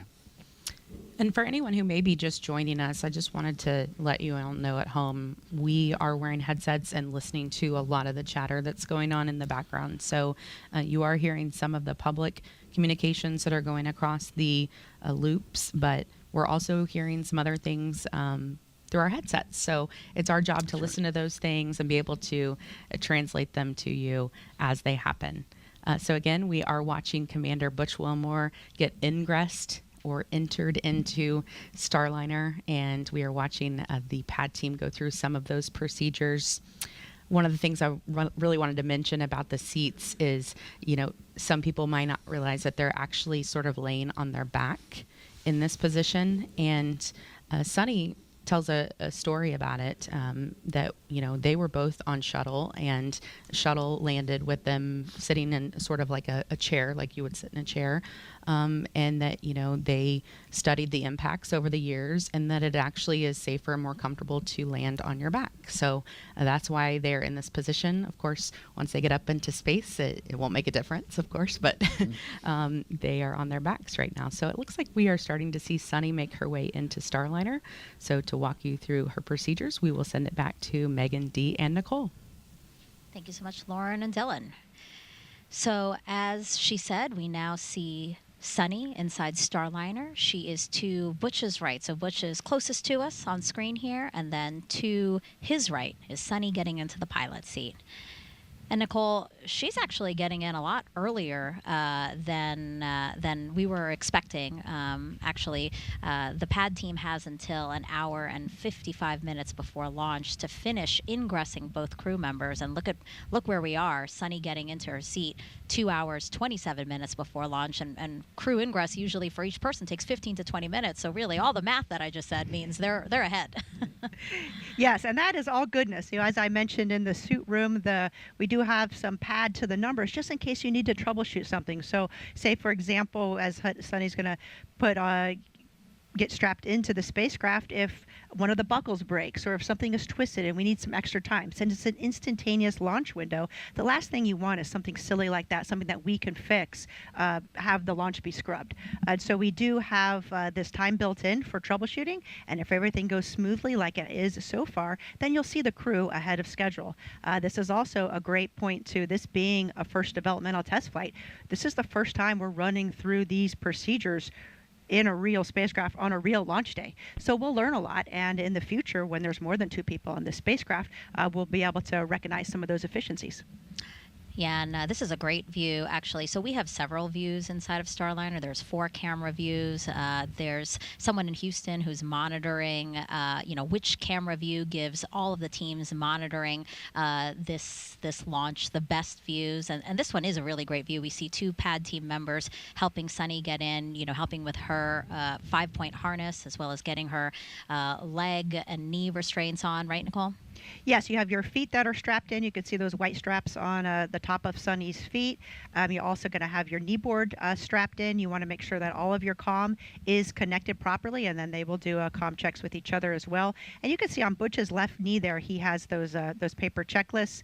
Those are also tethered down. And so every, through many hours, hundreds of hours of simulation, you figure out what works for you, exactly where you want everything. And so it's important on day of launch that you have everything set up just as you have trained. Again, the astronauts Sunny going through the same procedures that Butch just went through.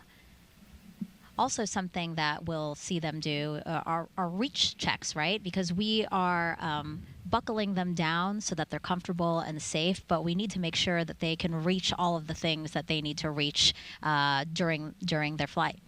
Absolutely, and of course they've done that in training and on mission dress rehearsal, but again, you want to double check. And day of launch, you want to make sure maybe if you have something snagged that's going to hinder your reach, that could affect the mission. So we go through all those final checks one more time before the launch countdown continues.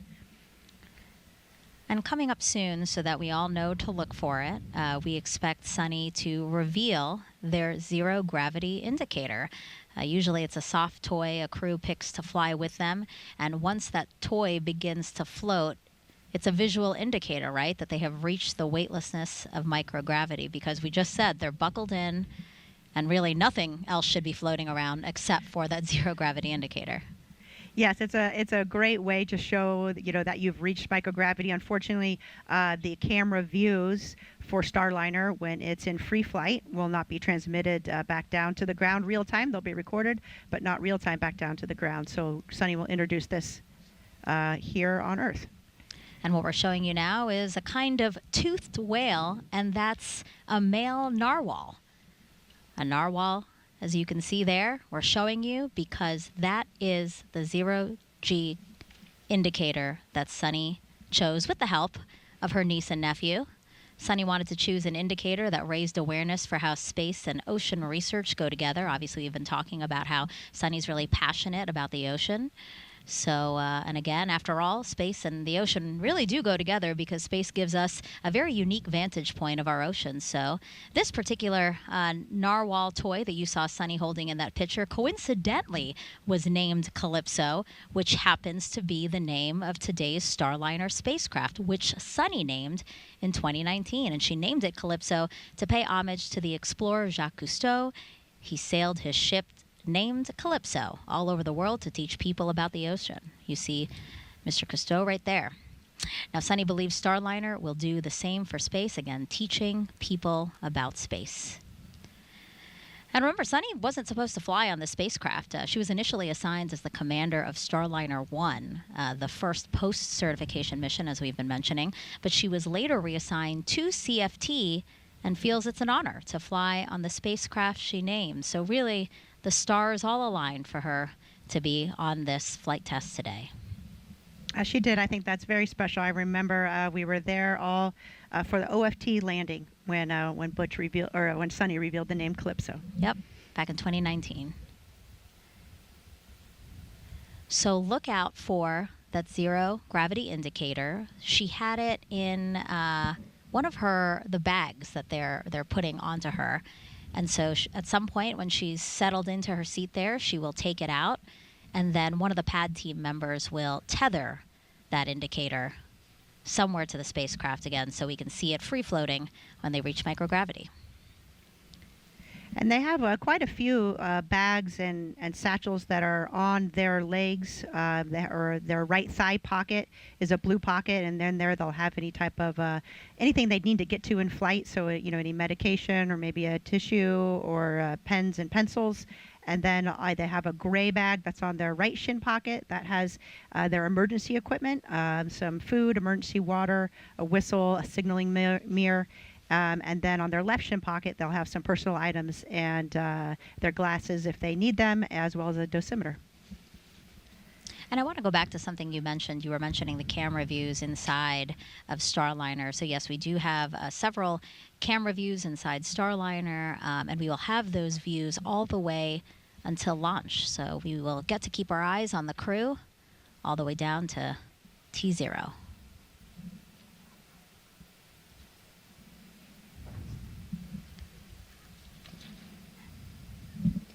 Now I want to mention some of the pad team members that we have here.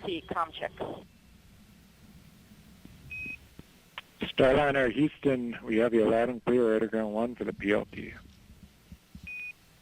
Got you loud and clear as well.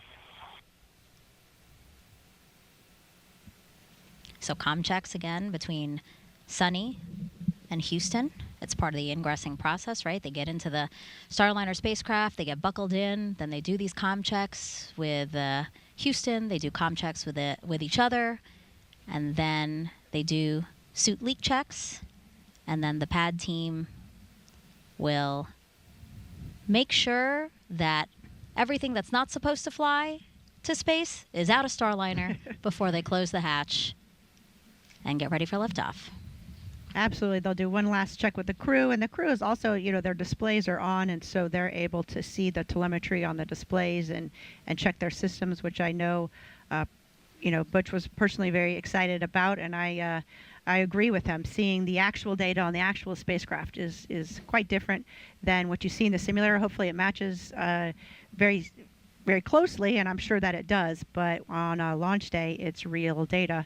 And so it's always interesting, something you want to take the time to walk through all of your subsystems. Yeah, the last time Sonny and Butch were in Starliner was a little over a week ago. They were doing another rehearsal for today.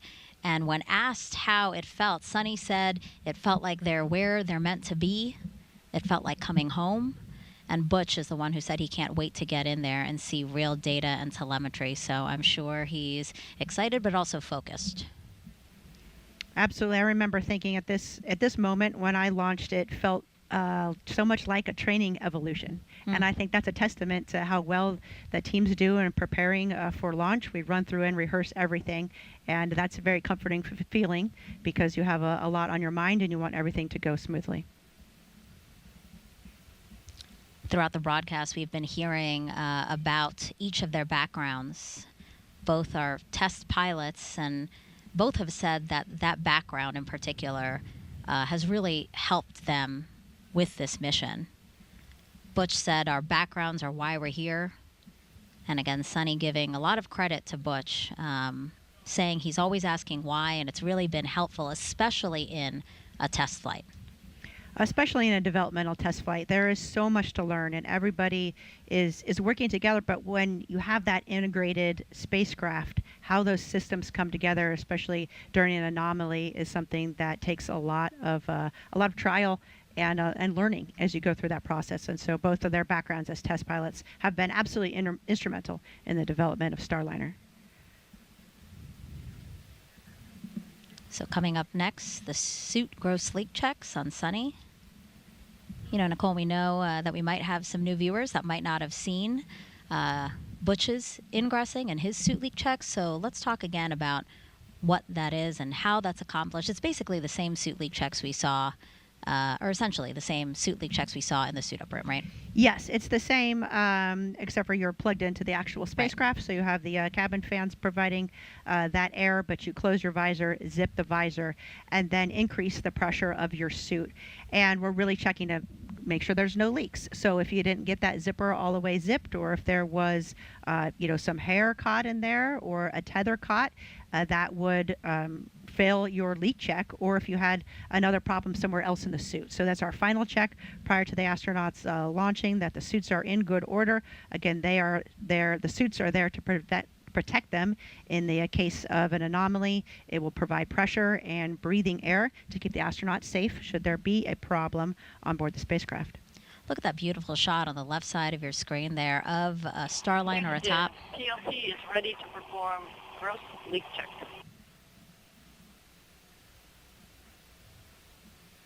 Starliner atop the United Launch Alliance. Starliner Houston, we copy, ready for the gross suit leak check. PLC, your go.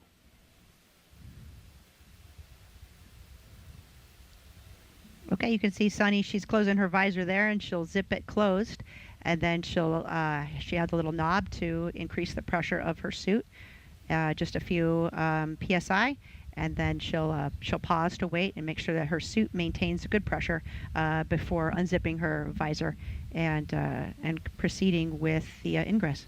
And this is the first time we're seeing these suits in action. So, Nicole, did you have any input in how, I know that Sonny and Butch, did you have any input in how these suits were designed? Early on we worked a lot with David Clark and the suits. The design was pretty much set, but there were some modifications as the suits were built. We need to make sure that they fit each of the crew members and in a pressurized environment. And so there were some adjustments that David Clark went back and made on the suits to make sure that we had still the ability to reach everything when the suit was pressurized, and also some work on the zipper. As you can see, the zipper is a critical component there at the helmet. You need to make sure that it's zipped, so we need to be able to visually confirm that it's zipped, be able to hold on to a tether that's on the zipper, and that the zipper is strong enough, and then we have a proper technique for zipping that helmet. Yeah, I remember Sonny saying that one of the modifications was putting a T-bar onto the end of that zipper, just so that they really had a good grip on it as they made sure that it was completely closed. Absolutely. And even though you have pretty good dexterity in the gloves, it's still difficult to hold on to a little tether. So the T-bar helps quite a bit.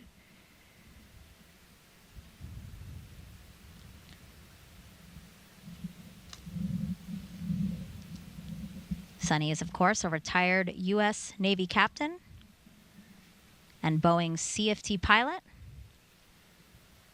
Some people might not know this, but Sunny once lived underwater for 9 days while working within the robotics branch of the International Space Station.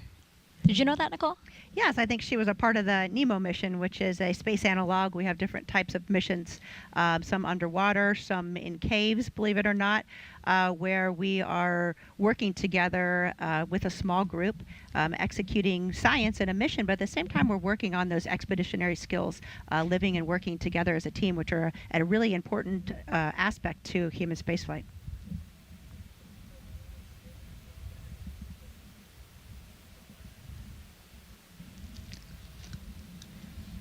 Check of the clock, 2 hours, 13 minutes and counting until liftoff of NASA's Boeing crew flight test.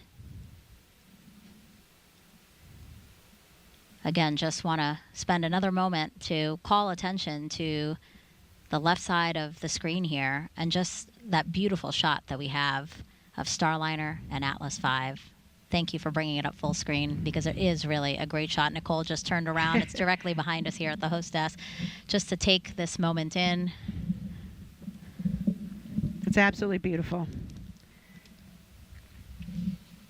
Sunset happening just about 20 minutes ago here on Florida's Space Coast.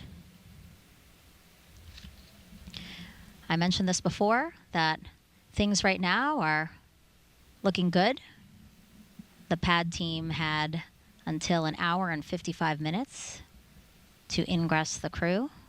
All right, there we go.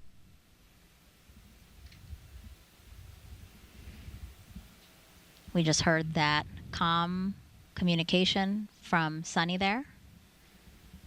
Looks like she was maybe troubleshooting a little something there with her suit. And so, again, that's why we have some additional time built into the schedule so that any type of issue, we have time to work through that and we don't feel rushed really in the process. You know, you want to make sure you have everything right. Safety is at the forefront of everybody's mind. Copy. Let me know when you're ready to do contact. Tech 5, you are now on air to ground 1. POT, Tech 5 on air to ground 1. How do you read me?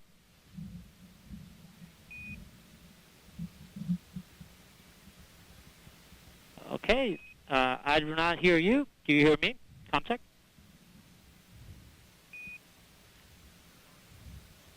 Air to ground 1, I got you loud and clear for PLT. Copy, copy. I got you loud and clear on air to ground 1. Let's go air to ground 2 contact again.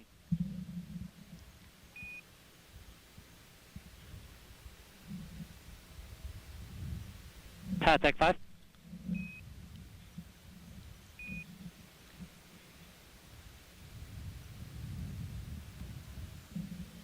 Air to ground 1 is one channel, one way of communicating.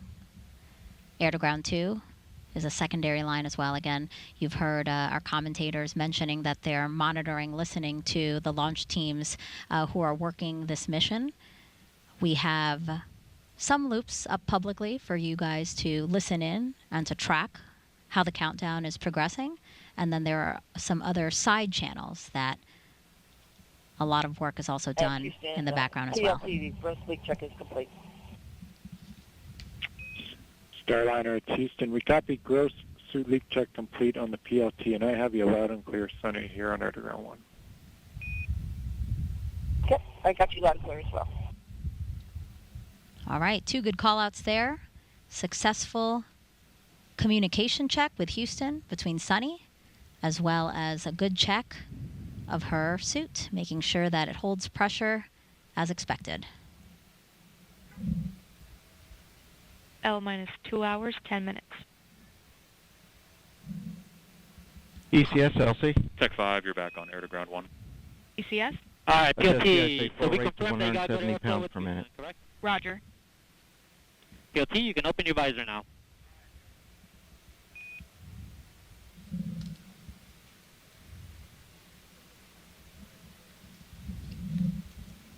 All right, with Sunny opening her visor after a And successful... PLT, perform comm check on ICOM with CDR.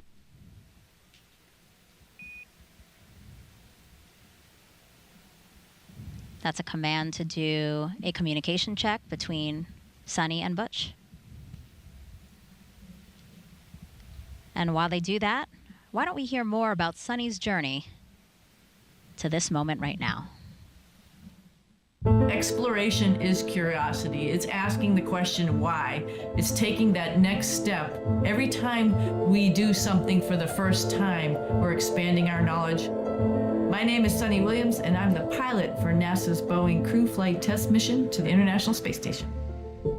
I feel really lucky to have grown up in a small town outside of Boston, Needham, Massachusetts. It was a great town because we were able to ride our bikes everywhere we went. My brother, sister, and I, we were all swimmers, and it was just a great childhood.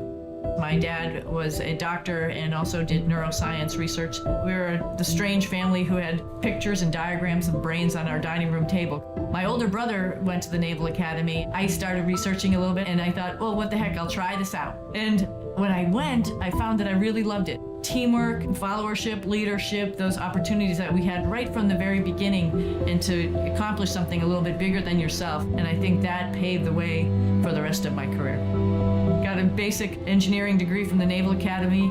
I really didn't know what it was all about when I went through that course curriculum, but when I went to test pilot school, all of that stuff sort of gelled together. I was like, oh wow, this is why we do math modeling. This is how we try to predict how change in an engine is going to affect the way the helicopter flies. Time on the International Space Station is priceless. People always ask, do you get bored, or, is it terrible being up there for a long period of time? And for me, I loved every minute. There was always something to do. You wake up, you look at your timeline like, wow, I got to do this experiment today. I got to get ready for a spacewalk. Every day was different. And just life on the space station becomes routine, which is sort of crazy to think about it. At one point in time on my first mission, I was like, I don't even remember really what it's like to walk. I've been flying around for so long. I don't even know what it's like to sit down. I got assigned to the commercial crew cadre in 2015. We went to the companies, found out the shell of their programs, and then actually started working with them to make them what they are today to accommodate astronauts. For Starliner, we've been heavily involved in the last couple of years in the software with the folks doing the development to make sure its capability will allow us to come home. And we've been involved with all the suit development, making sure every different size of person could fit in all these suits and they could operate the spacecraft adequately. We've had our fingers on every single procedure that we work inside the cockpit, as well as operated it with our mission control team to make sure that everything that future crews will do will be right. We haven't had the classic training as we had for Shuttle and Soyuz. We've sort of helped develop the training as well as the hardware. And this is sort of the shape of things to come as we get ready to go back to the moon. All of that is going to be developmental, and we're going to have the same mindset. It's not already established. We all have to be part of this big team to help develop it and make sure that integration, as the astronauts use all this equipment, is going to be top-notch and ready to take us even further.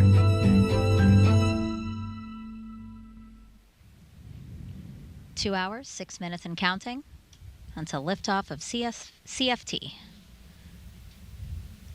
Both Butch and Sunny inside Starliner, which is sitting on top of a United Launch Alliance Atlas V rocket at Cape Canaveral Space Force Station's Launch Pad 41.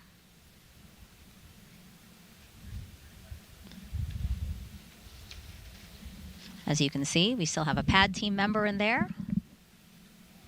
Looks like they're still helping either Sunny with something or, again, just readying the spacecraft for launch.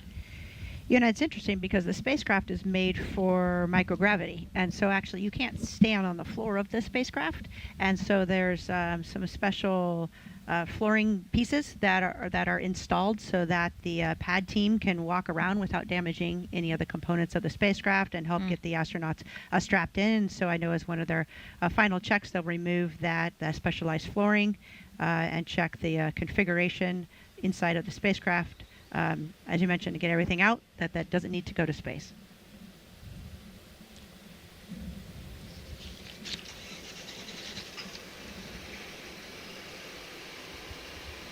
Oh, there it is.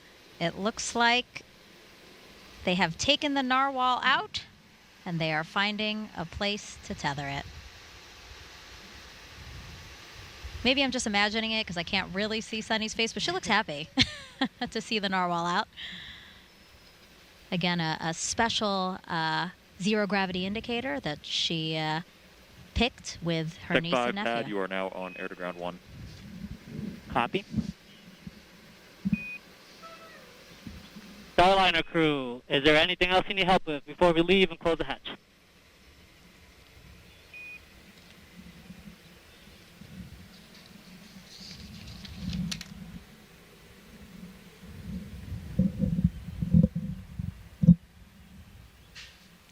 Waiting to hear if Butch and Sunny say anything over the loops.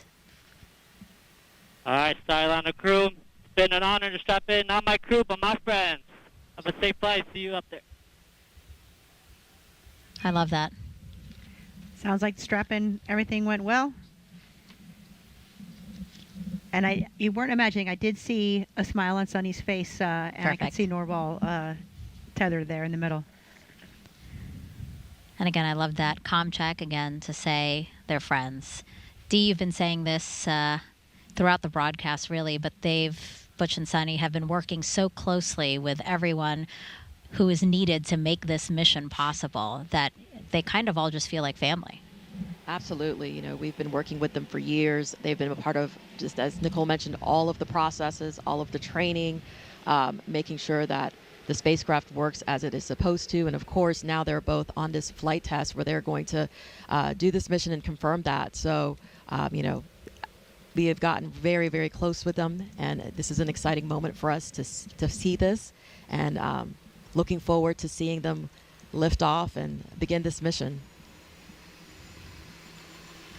You know, it's interesting because you think of, you know, Butch and Sunny, of course, are the astronauts on top of the rocket right now and the ones going to space, but they really do represent, you know, that huge family of NASA and Boeing and everybody that's worked so hard to get to this point. Go ahead, AC. Okay, evaluating the SRV, we're most likely getting above the call cycles of this valve. We still have 2+ hours to go, so most likely exceeding the fall value. We do not have a path to proceed further at this point. Roger. So at this point, your recommendation is to secure operations for today? That is correct. Roger. LD, LC on channel 1. Yes, sir. LD concurs with that. Roger. Flight and Slick, channel 1. Flight here. Slick's on channel 1. Yeah, Roger. So the engineering team has evaluated the vehicle is not in a configuration where we can proceed with flight today. So we're going to initiate our scrub and recycle operation. Roger. Flight copy. Roger. Scrub. It's a scrub. Wow. Wow. It is a scrub. Let me lower everything here. Get this back to where it was. So it's a scrub. No flight tonight. Wow. With 2 hours left. No flight tonight. So there goes that. It happens. That is brutal. Oh my God, that scared me. Mr. Schratt, what is going on? Hey, how you doing? What's going on? Let me mute. I'm live streaming. I was live streaming. Oh, you're live streaming. No, I was. Catch you later? No, Catch you no. later. I can talk to you now. Hold on. Let me mute. All right, I have a quick question. I've got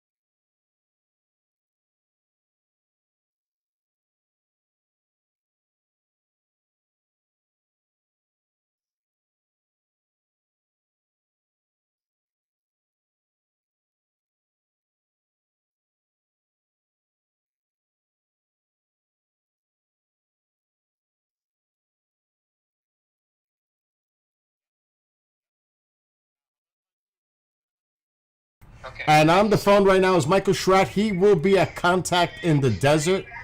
It stretches, what, 4 or 5 days, Mike? Yeah, it's at least a 4-day conference, yes. Yeah. And you're going to be doing a presentation there? I will be doing 2 presentations. One is an update on UFO crash retrievals, and then I'm going to be doing another one on the black budget. It's embedded within that presentation is going to be a miniature presentation about fraud, waste, and abuse in government spending. And no oversight, especially when you're dealing with the SAP programs. Yeah, that is absolutely correct. That's absolutely correct. Wow. Listen, you know the deal. If you ever come up this way, you know where to come and stay.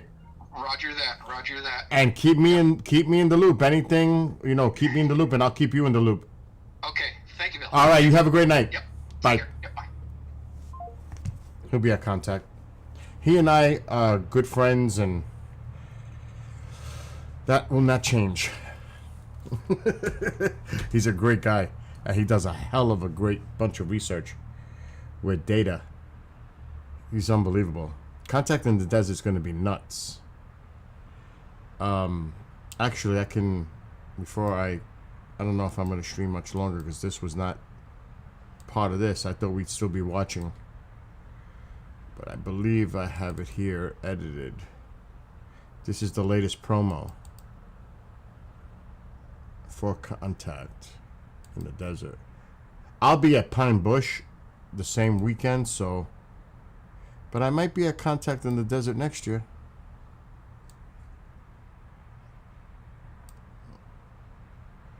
I'll just keep it at that.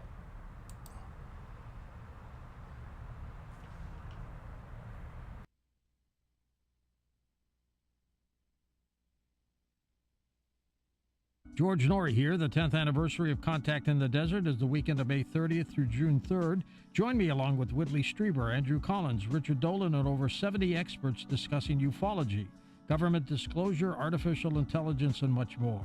And for the first time, I'll share the stage with Coast to Coast AM weekend host George Knapp, so make sure and join us for our Ask George and George discussion.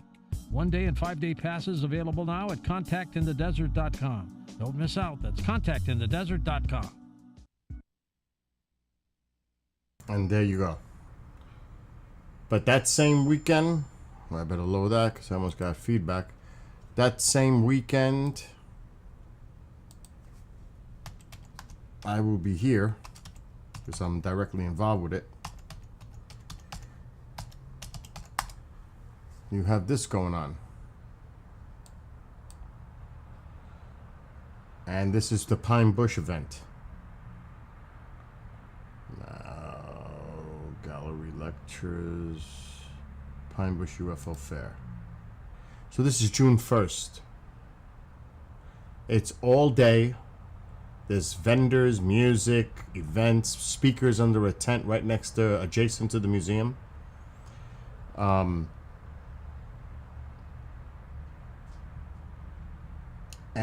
I don't know if he's put in. That's the 4. That's the fair. The hell was that door closing by itself? That door just closed by itself.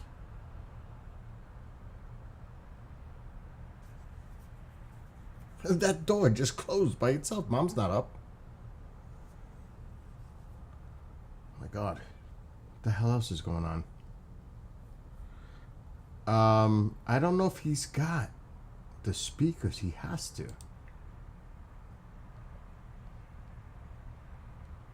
What the hell? I know it was there.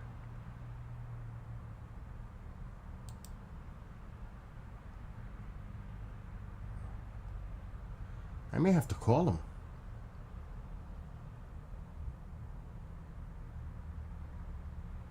Oh, that's why. This is the wrong site.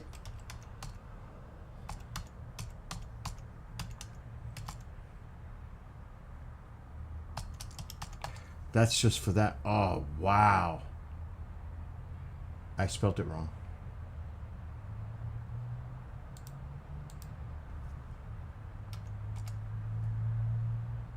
This is better. Okay, there it is. He has it listed like this. So they're gonna show this movie, Transmedium Fast Movers and USOs, and Darcy will be here, and he's gonna do a Q&A panel with this individual who's in the film. Andy will be there. Of course, Mike Barra and Tom Reed will be there. It's not a huge event. It's intimate and small. It's always been. Last year we had Travis Walton, Kathleen Martin. Damn, I can't remember who I got last year for them. But since everybody is at Contact, he has to change the date for this event.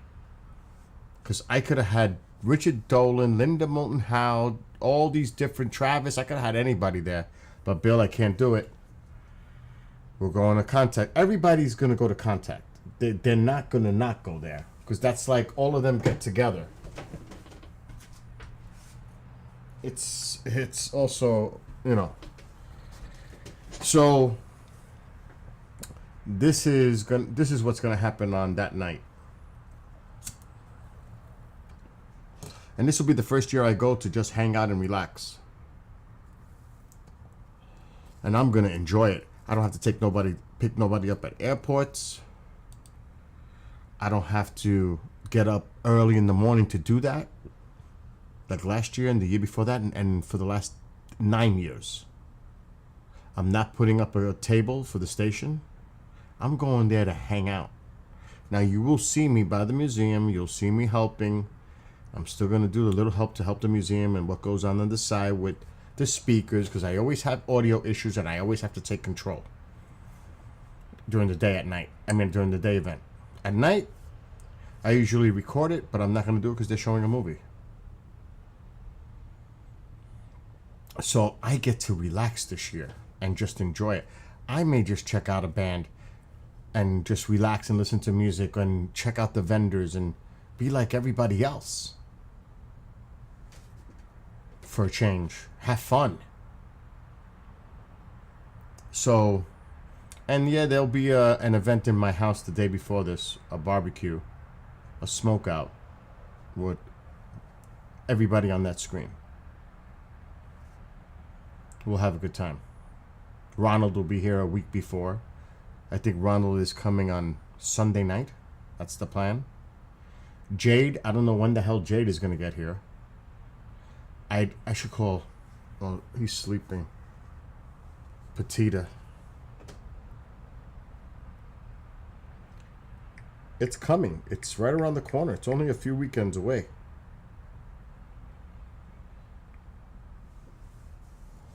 I'll call Petita now. Woody's sleeping. He gets up early for work, like 2 o'clock in the morning. Yeah, they scrubbed it.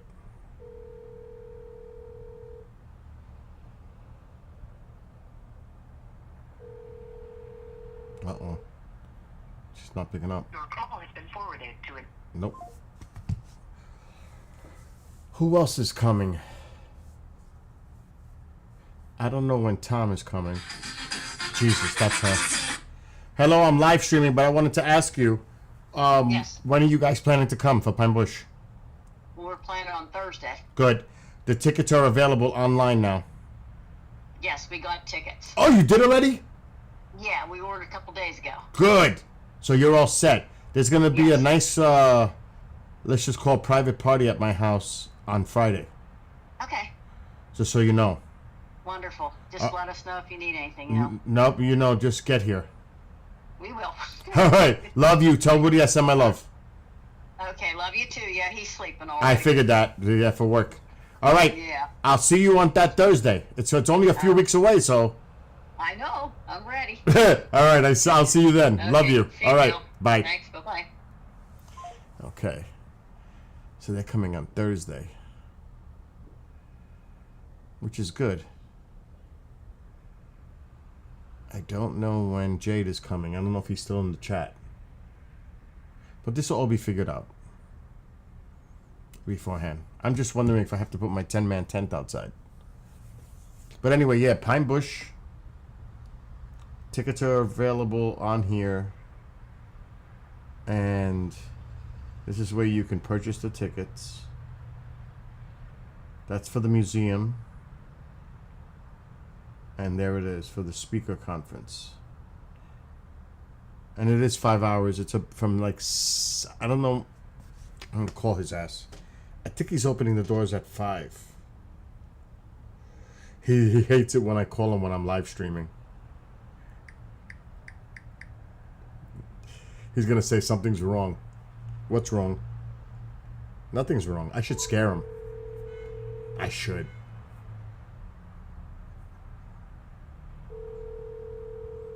That's if he picks up. You have reached. Went right to his voicemail. So yeah, the tickets are there. Space prom. They're doing that shit again? Wait a minute. Friday night. Oh shit. Oh shit. I got my Star Trek costume. Picard's. I gotta find it. They're having the party the Friday night before, so that means we're gonna have the cookout here.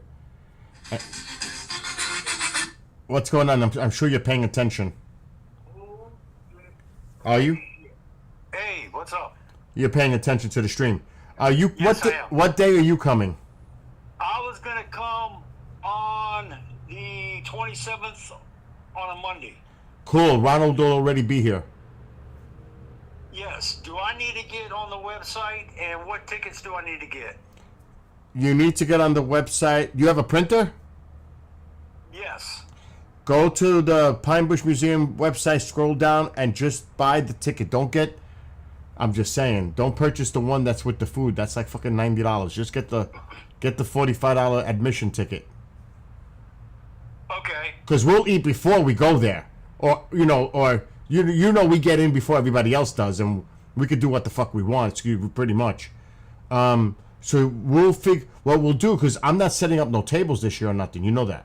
Right. So we can cut out a little early, get something to eat, all of us, and then we can, because I got the keys. I get access. I can go right into the convention center if there's not already somebody in there. So we can get there a little early, get our food, and sit there and eat it, because nobody's gonna say shit to us. And then, yeah. So buy the ticket. I'm sharing the screen on my stream right now. Right. I'm gonna hit pause and So it's the one that says Pine Bush Museum, the Pine Bush UFO Speaker Conference. Because if you go there, and I'm going to click it right now. Oh, it is at, oh shit, it's at 135 left. They sold a few. See, the admission with no dinner is 45. The admission with dinner is 70. He lowered it. So just get the $45 ticket one. okay. Yeah, and I'm gonna click it right now. You could see it. Yep, got it. See it? Yep. I'm gonna click on it and I'll get that. All right. And Call me when you leave, because Saturday on Memorial Day weekend I'm going to my brother's house to be there. So I'm leaving this Friday. I'll be in Utah. Oh, that's right. You told me. Yeah, I'll be in Utah. I get back on the 25th. Really? Something going on in Central Park? Lots of police. Oh shit. Yeah, so definitely keep me posted when you're on the way here, so I know where you are. Call me on my phone, so like Ronald does. Yeah, okay. Hey, remember, for the whenever we go to that on the 1st, yeah, we're not wearing any clothes. We're all wearing body paint. Oh my God. Yeah, I already got it all coordinated. Yeah, so just let me know, because this way we know what the hell is going on. I know Ronald will be here, but he told me. I already had a conversation with him. I'm not... Okay. And is there anything I need to bring? No. Okay. No. All right. Hold on. There's something... Somebody just said there's some police activity in Central Park right now. Lots of police. All right. Well, I'll let you get on that. I'll contact you back again and everything. All right, yeah. Keep me posted. Call me. All right, and oh, by the way, when I get down to Utah, we're taking a trip to the out to Area 51 to the Alien restaurant out there off of Route 15. That's in Utah? That one is out in Nevada. I was going to say, you said Utah. I got puzzled when you said that. I was like, that's Nevada. Yeah, well, that's in Nevada. So you're going to the Alien? Is that where you're going? Yeah. Yeah, I know where you're going. I'll send you pictures out. All right. I'll bring you a shirt and get it signed. Oh, that would be. Just tell them who I am, so they might know. Yeah. All right, love you, and call me. Stay in touch. Take care, bro. All right, bye. Bye-bye. What did he say? Something going on in Central Park. Lots of police. Okay, wait a minute. Filter. Today. I'm not seeing anything. Unless you got a link.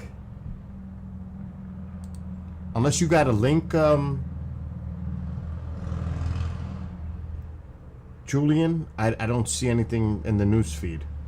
Something could be going on.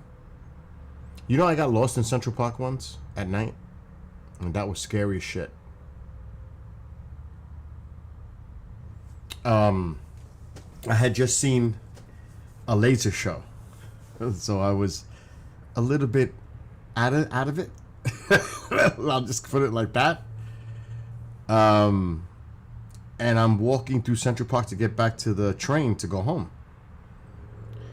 And I was feeling no pain. I'm telling you. So all of a sudden, it hit like a moment. I'm standing in that. Central Park is dangerous at night. It's dark, and it's fucking dangerous. So I'm standing in the middle of the park, because they don't close the park down. So I'm standing in the middle of the park at night, and all of a sudden I'm in awe with all the buildings. And I'm like, wow, this is so cool. Standing in the middle of a dark park with all the buildings surrounding it.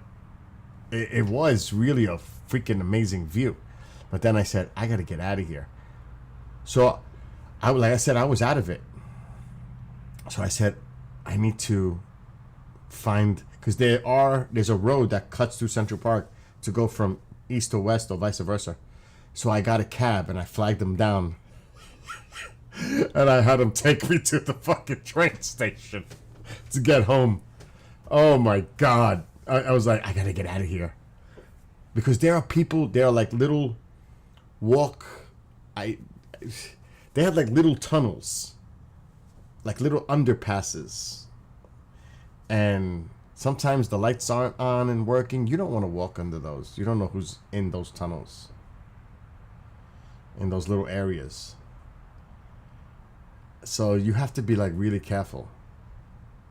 I don't recommend it.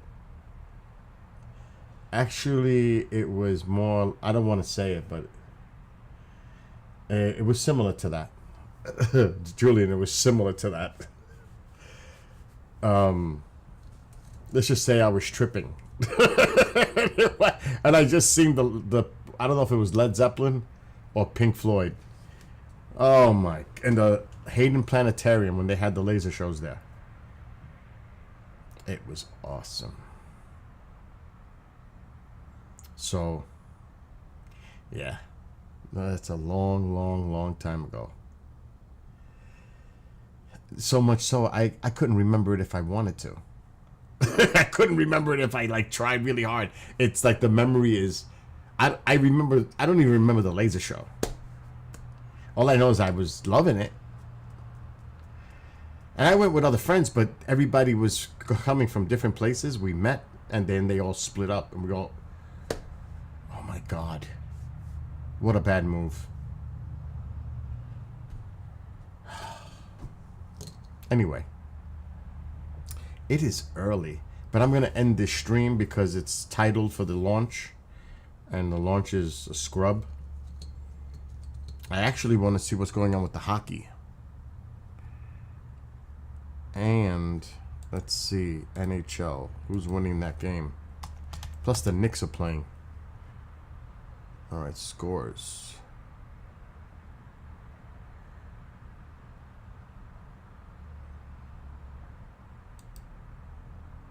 That's a weird looking thing. No score. Bruins are on a power play. Wow, no score. Let's check NBA. Rangers play tomorrow.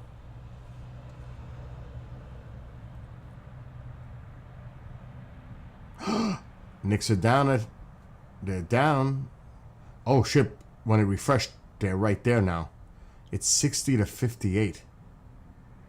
Pacers are leading with 9:26 in the third. Wow, tight game. So there you go. It's 60-58 right now. So there's some interesting things to watch, at least for me. Anyway, Julian, go to bed. It's late in the UK. Anybody else who may be watching, be well, be blessed, be safe. And maybe I'll be back later on tonight because it's actually early. But I need a break.